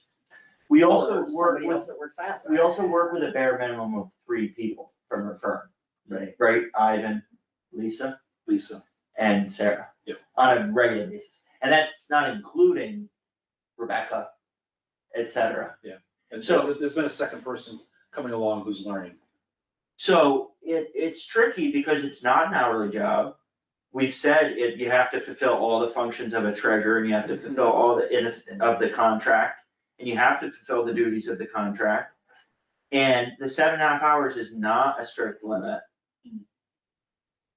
And I pushed really hard last year to remove it entirely. I think it's a little bit of a tricky situation, because having firms across the state doing our accountant and treasurer work, it has its good and bad. Yeah, it does, definitely does. But I think Roger and I talked about it, and we're basically happy with it. Basically. No, it's good, it's good. We have some, I mean, it's like, Basically flat. no, it's like everything, there's always that one little thing that happens, the same thing happens with accounting. You know, it's like, it's good, but there's always a couple little things that kind of happen that are like, I wish I could open the door and talk to somebody in the next office. Yeah. But it doesn't happen a lot, but it happens. Still happens. I think what bothers me in theory is paying someone to do the job of treasurer, and then they say, I can't do it because I'm only gonna put X hours. Yeah. And they're not an employee. And two, if they set up the contract, then they should have the experience to really determine what their costs are. Especially if I mean, it's that's going all. on for more than 1 year, at some point you have to say, well, I know it's Yeah, gonna but take more than I that. don't know, but you It has to be think the this much, so it can be experience, that many hours. You know, it's just like, Well, you know what's very different, Frank? So the treasurer in some of our neighboring towns, they show up at town hall a few days a week, well, 3, 4 days a week, and they do the job there. Here we have overhead, we have driving, we have someone driving 2 hours each way to come print out the warrant. So there are those added costs, and then you save a yeah, little but bit some because of you that pay could them. probably be technology. Yeah, like, I'm not sure why they're doing Well, it. It's check printing. Uh. So, It has to be done in town hall. yeah, he has to do it, then he doesn't. Yeah, but I mean, you know, Because the I warrant know, has to be but- signed, and hold the checks. what has to be signed? Well, the warrant has to be signed for the checks, so he comes and prints the checks, hands them to me. Warrant has to be signed. Legally, we can't send the checks So out. are they doing it that way in every town Yeah. they serve, and is every town doing it? that Are we way? printing the checks here? They don't serve a ton of Yeah, towns. but he can be VP and Blandford's output the close, so I checks think here. They just. it's- I assume, does he combine our trips with Blandford? Sometimes he does, yeah. Yeah, but my point is, why couldn't he do a VPN to the printer and have it all printed out? Theoretically, he could do that, but then somebody's gotta stand there and put the paper in. Yeah, but I mean, Annabelle, that, I mean, Yeah, no, it's theoretically, yes, it's possible. you know. I mean, it's, I don't know. Paying driving time. Okay, when- someday- So we would have, because Advantage of. Yeah, because we would actually, he also picks up all the, it's more than just printing the checks, he has to grab all that, the spreadsheets that you're putting together, he grabs all those, he verifies. Yeah, but all you and I talked about this morning, that, there should be a data. That, Effectively reconciles those. the invoice handling is strictly out of the early nineties. And I'm being effing generous. I don't understand how this company works. I know. Right now, this isn't. Huh? What's that? And They have to three have are the more than size of that. Monterey, and Dover and Williamsburg. They have to have more than that. No. I mean, don't know if the website's up to date. I don't know, man. It'd be interesting to map out a process. And we're not using technology. 5,000 people, a couple thousand people us. There has to be more than that. Don't they have a list of the people they It don't have says anymore? valued clients, it might be that there's other There's clients other that she's clients not that are mentioning, valued. yeah. Because they're not valued. Because I don't charge them enough per hour. Maybe they know your IP address and it just changes when you look. It's like, oh, Monterey is valued. Oh, Clarksburg is valued. There's gotta be a better way to do it. Well, the one thing we could do is contracts out, we could say, look, we're doing 7.5 years till the end of the fiscal year. And then we wanna go up to 9 next year because we need to stay on top of stuff. There? Yeah, but I that's think, part of the budget season. I don't know, we Or don't need to discuss, get it done. there should be a general discussion about, or what are the other options? They're not, I mean, here, she says she has enough hours, but she doesn't use any technology to help reduce her, there's, I don't know, it just doesn't make. Some of it by municipal is archaic by design. I know, but it doesn't mean you stay that way, particularly when your labor rates keep going up. Yeah. Your man hour, I shouldn't say man hour, your Staff employee hours. staff hours are getting higher and higher. And we have someone driving a car 4 hours. It doesn't make a lot of sense. I concur. Okay, we'll have to do that in the next meeting. Donations to the police department. 2 donations have come in, sorry, they weren't on the agenda there. One was from Blackwell's Pool and Patio to the Monterey Police Department for $500. The second one, Remember the town? yeah, they're, I forget where they live, they're in town here somewhere. Was there something that triggered it, or were they just saying? No, they're just being nice. Wow, that's great, like they No, say. they had- yeah, they did. Fix or flat tire. And a Miss Jennifer Joyce, again, she's in Great Barrington, Right. for $150. Yeah. So Actually, on railroad. I'll move that we accept the 2 I donations. to the second the department. motion. Any other Yeah. questions? Just trying to figure out why 2 Barrington people. I don't know, I don't know either. It's not that I won't take their money, I'm just, I believe Blackwell's, the people that own that live in town, I believe. so he just says Well, that A lot of mail, people have mailing addresses in Good Brighton if they live on that side of town. except the other one has an address on Roberts. It's an excellent, That's it. yeah. Don't ask Give me why, a just business. take it. All right, Yeah. we'll vote on the motion to accept them. Yes. Yes, unanimously approved. Do you wanna skip to plan annual employee review? Yeah, it's 7:45. Exactly. We're gonna try to finish the meeting off by 8, hopefully. So the annual employee review process, in part, we need to talk about that, but we also need to talk about town administrator review and what that timeline is looking like with Frank away, and I'd like to do it before the end of December. End of December, that's fine. So, Can't do it between November 30th and December 13th. oh, I might be riding a camel. so, let's see. So jealous. It almost makes me wanna do it then now. Because you come back on the 13th, Yeah, but then I'm away a lot in December. so maybe we should try to just do it as quickly as we can now. Okay, You don't mean right here, this minute, No. right? You mean like. this No, I week mean, or in the something. next couple of weeks before Frank's away for all of December, When's because our next meeting? I have it down as the 25th. Okay. And then our next scheduled one after that is December 16th, at which we're talking about signing warrant. Right. So, refresh me, what's the process? so what's the process is that we've been doing, which works very well and is recommended by town council, is we each fill out an individual Same questions, right? evaluation, same questions last year unless anyone had any changes, but I think they work well. And then we meet with the town administrator individually just to discuss them. And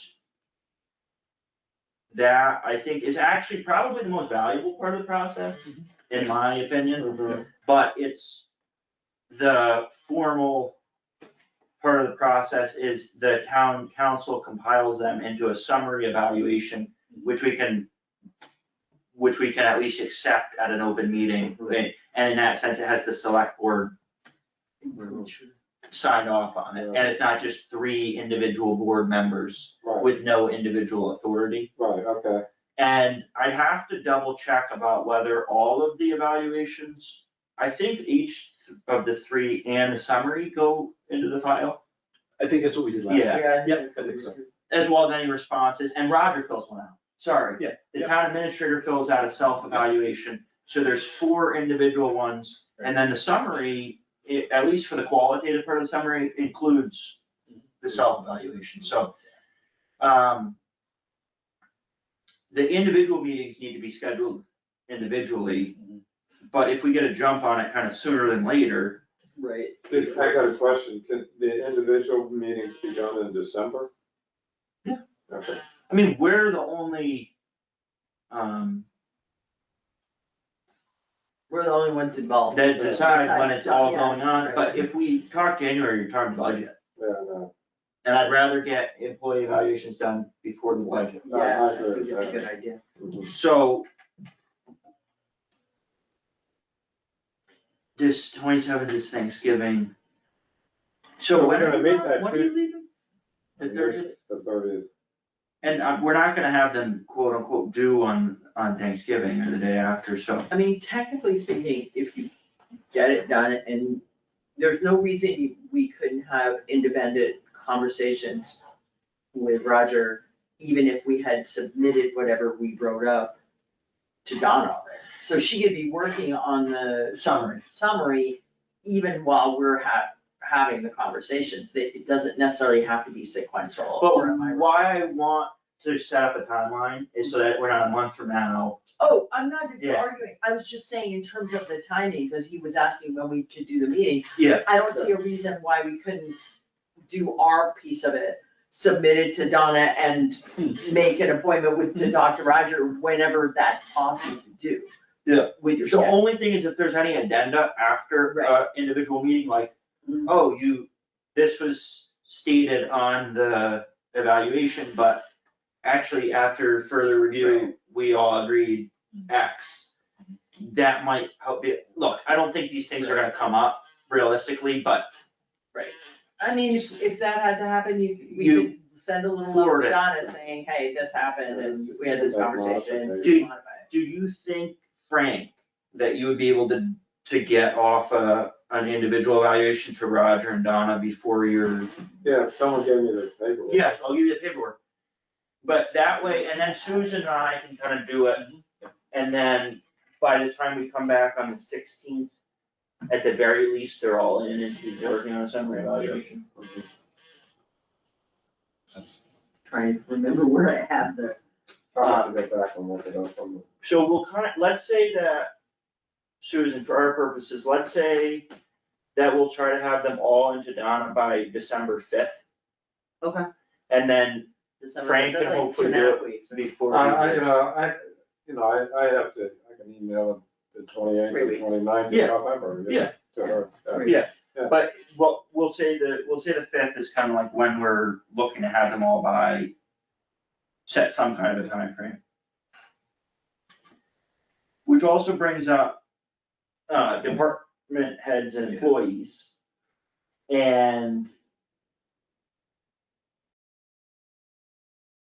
I think if we could have those, if you get the ball rolling on that. I will, Before the new year, I would say at the latest, before the new year, because, like, done. Yeah. Because then we're in the budget. Mhm. And you have to set up all the budget meetings with each department. Yep. And if you can do evaluation first, how many do you need to do? Is it like 8? I think that's what we decided on 8. It was, Well, you don't have to do deep, well, yeah. I think last year we were a couple people, so it was DPW, police, fire, I believe the, building commissioner. How about Don? No, he does the accounting. Drawing. The board will have to do The board this does. fiscal assessment. And who else Mark, was the there? board does him, different board. Yeah, still. yeah, Mark, yeah, yeah. It wasn't a lot, actually. It's Was it only even 4 eight? so far. I think there's a few more, so. Who was there? Oh, COA. Town clerk. Well, Or the town clerk, yeah, town clerk, but the COA would be, That would be the the, council on aging. council on aging, same thing with, So clerk. But you know what, for council on aging and community center, you should probably be involved with the yeah, evaluation, even if you're not, even if you don't fill out the Yeah. forms. Yeah. because it's underneath. Well, yeah, but the community center committee, the council on aging, they're volunteer Yeah. committees, Yeah. so I think you should sit in on those evaluations as the HR presence. Yeah. And probably fill out, you work closely enough with either of those two to fill out an The evaluation. COA I do, I've worked a little bit with Chris every now and then, but not a lot. Because COA, when it comes to hiring, like, Yeah. for instance, like, you're involved in that, and there's overlap, so I think, The agent is the conservation commission's their own animal too, right? yeah, Okay, they've done an agent entirely. And Annabelle. Yeah. Yeah, I'm just looking here, so I'm just seeing police chief, director of operations, town clerk, building commissioner, fire chief, probably deputy fire chief. Office assistant. Community center, conservation, I guess we decided we're not doing that one, or you're not involved with that one. And then council on aging. That's not. And then the other thing is you gotta get departments to do their own. Yeah. So I think the sooner you get the forms out to, there's not how many departments that have to do their own, but police, highway, fire. They have Shell. Yeah, fire's gotta do the rest of the per diems. Yeah, but should he be doing the deputy fire chief? You can't, that's why the chief, Yeah. deputy fire chief, he has to do, but they have all the per diems. Mhm. Okay. I don't know if they, they haven't been there that long, so it's hard to know, and also, there's a third fireman now.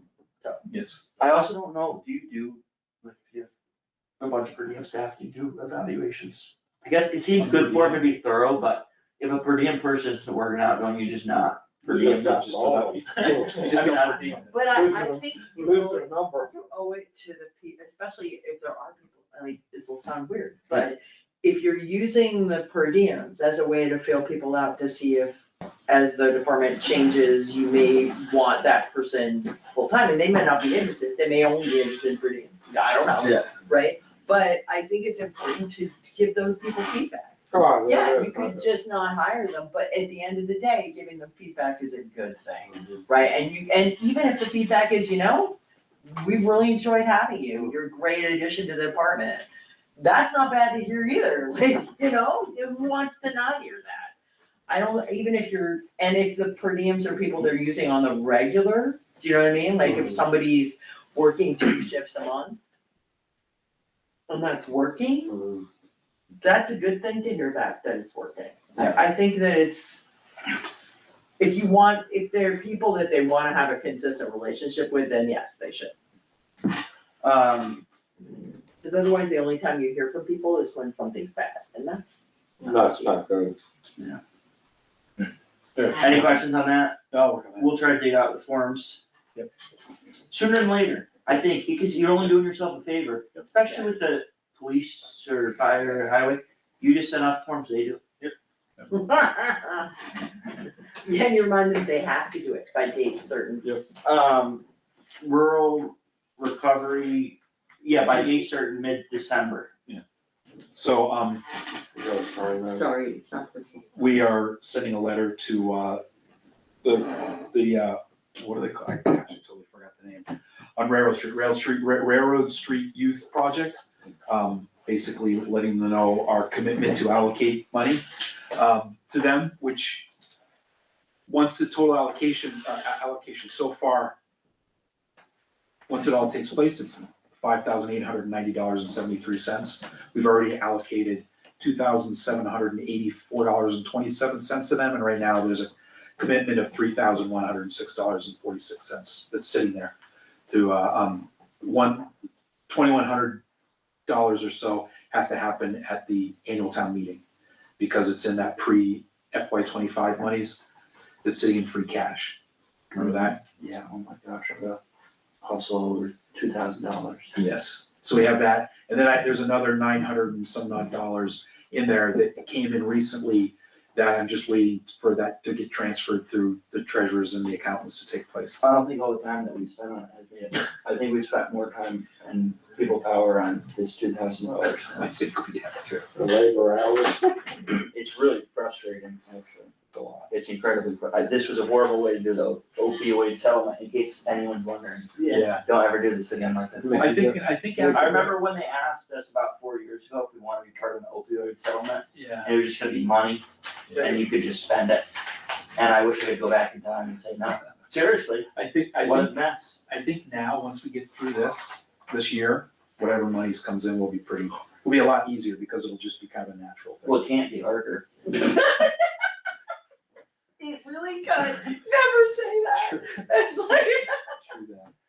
All right, Yeah, I definitely don't have a blank one. I think I don't have filled out forms. yeah, no, I'll send it out so that there's no questions Yeah, about right. the most up-to-date one, all right? And that's the same one that you use for everybody, right? No, the town Oh, administrator, that's right. totally I different. actually have a different one. I have one. Yes, because it's like for very specific. For the employees, TA job. I have one for the employees. And so there's a department head one, which is different than the employee one. So there's sort of 3, there's the TA, the department head, and the employee. Okay. All right. Okay, what else we I'm got? gonna go through these. Town quick. administrator updates. I'm gonna go through these quick. Some of them.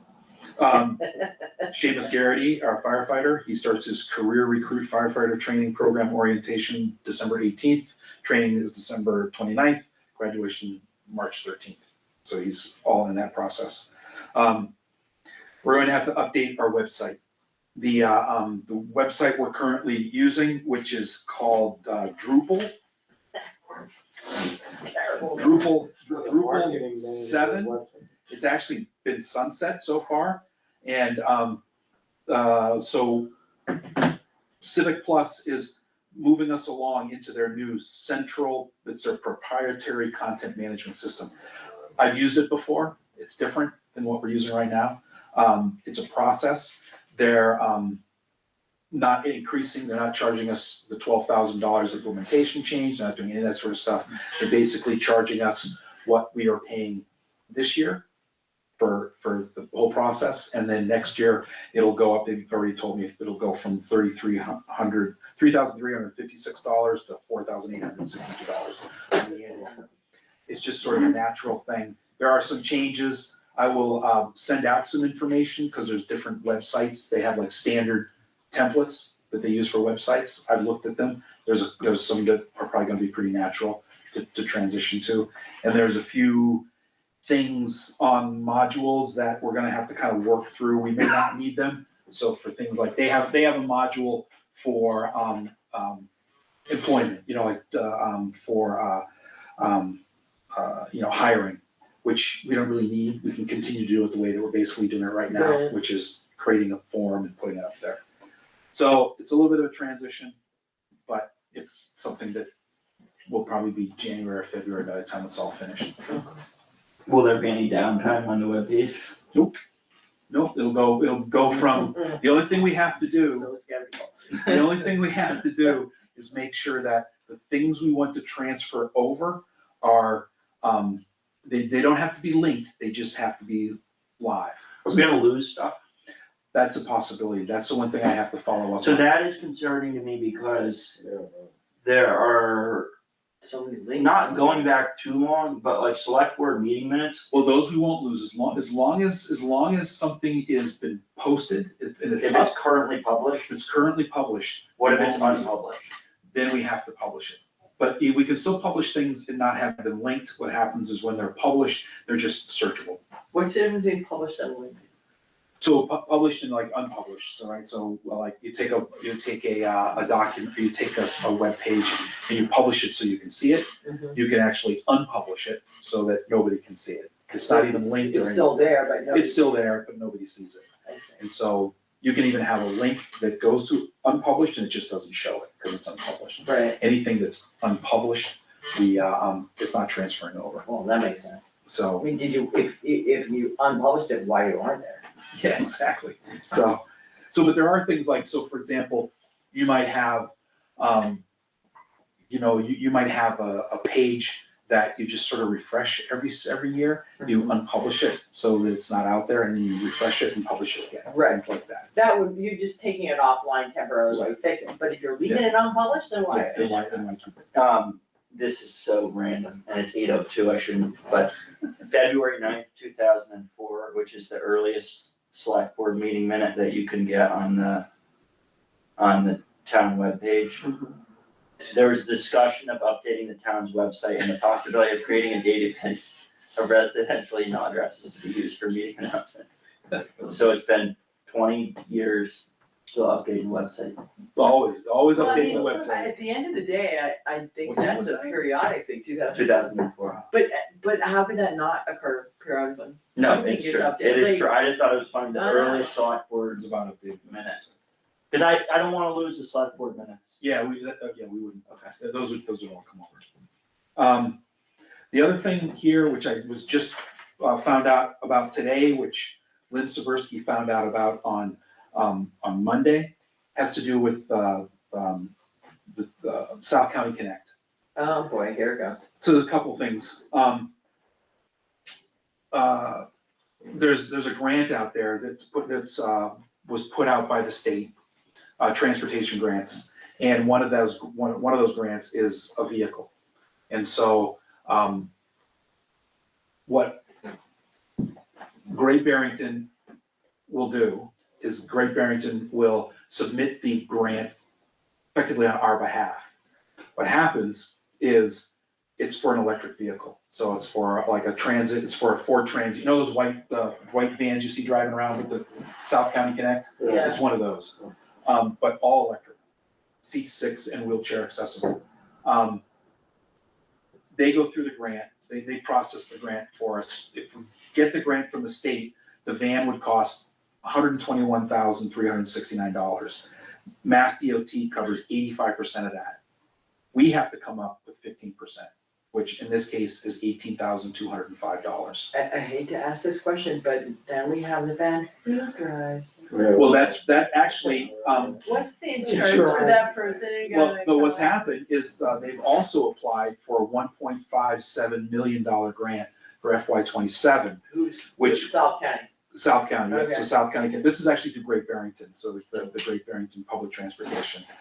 So if funded, could enable doubling of service availability across the board and would cover those, hiring new people and training people and all that sort of stuff for this. What would also happen is they would take that $18,205, divide that over 5 years, which is what they're saying is the life of this van, and credit that to us against our assessment.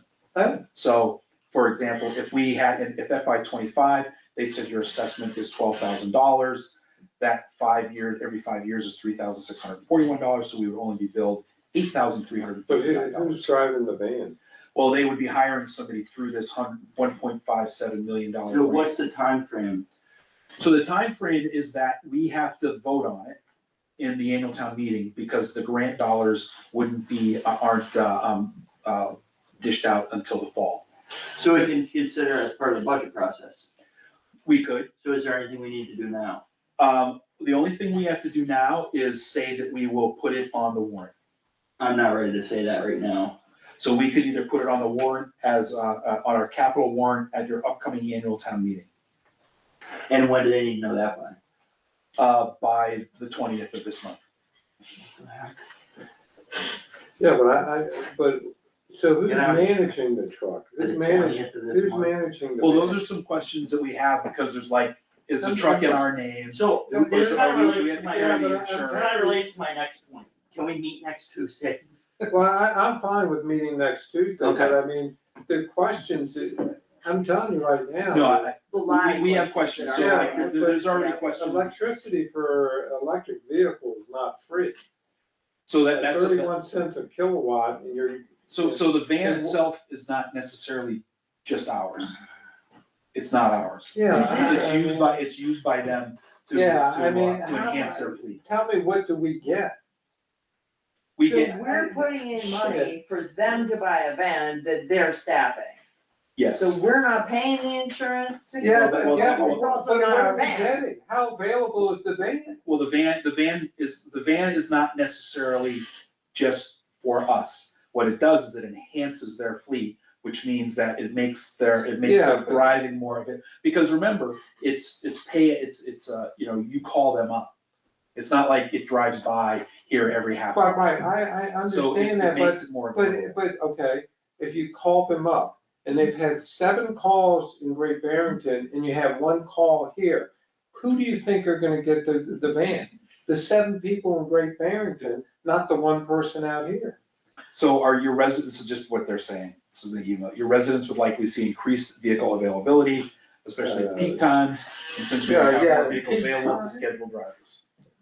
Well, I mean, You know- what they're saying is they'll have another vehicle and more drivers based on all the. Yeah, and we're gonna And pay we're putting it- $3,000, they haven't. So let's vote it down next week. I don't know. Let's talk about it next I week. need So there are some questions like, if we're purchasing the van, if we're part of this purchase, our name is effectively on the title, is from what I understand, who's insuring it. Wait, so the Who's other liable towns, for it? we're buying, what are the other? Yeah, are we in fact Can you buying forward, an we haven't entire gotten these vehicle? yet, right? We haven't gotten those documents, From, these, well, this is just an email from, can you just forward Yeah, it, I can- send it, we can look at it, we can ask questions. I'll sit down in the morning, and make a whole list of questions. Question, that we But want I answers just think to. this is where we contribute, and we're gonna be the stepchild.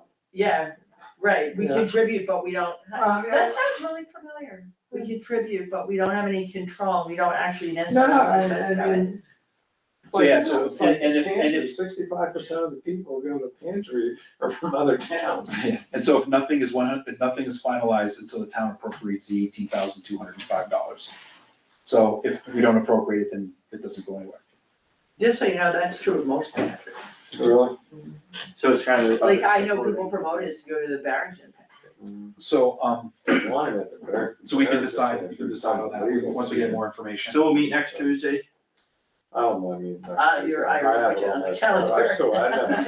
I never took it off, especially after I looked at this agenda. Yeah, I know. The agenda is when we don't meet, get really big. Like, how did towns do it? That they're like- Are you done? No, I got one last thing. You got sidetracked. We just did a second municipal bid for, the fire vehicle. We just did the rescue vehicle, we just did the brush truck. The high bid, it ended today, was $14,102. For which one? For the rescue, for the brush truck. So the one sitting back by the bench? Yeah, so Only you, 14K. well, we started at 10, somebody wanted us to Okay. drop down to 5, and so we ended up at 14. Yeah, but I mean, that was a old, Yes. DPW truck, wasn't it, that they converted? So I think Yeah. it was.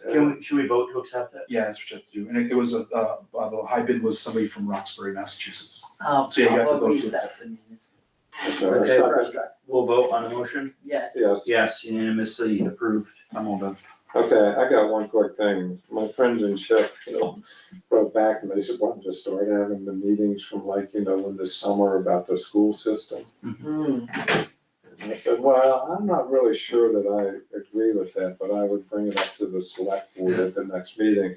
I wrote Kim, and she says, they have an interim superintendent being monitored. They hired subcontract business person to see the budgeting process for 25, operating for 26, and budget construction. Somewhere along the line, they're gonna come to us when they're just posting the job now. And a select board member from each town will be on the committee. It's a whole thing there. First selection, next superintendent. How many people are gonna be on the committee? 20. Oh my God. That is But just a anyway, nightmare. then we cross that bridge when we get there. I wanna write back and say, I don't see a reason to go over there and discuss what the school system's doing. It's not our job, I mean, that's why we have a school committee. That's why you have a school committee and that's why you have Kim. I mean, Yeah. the only good thing is you got a burger there and get a pizza and beer afterwards.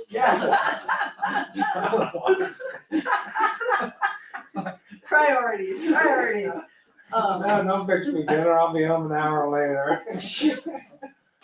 But I'm gonna write back, I don't see a reason for it. Sounds good to me. Okay, just so you guys know, someone says, I wrote Kim and she wrote me right back. Some of these towns, especially at the end of the last superintendent's term, got all confused about facts versus falsehoods and They what got the it, select board's role is.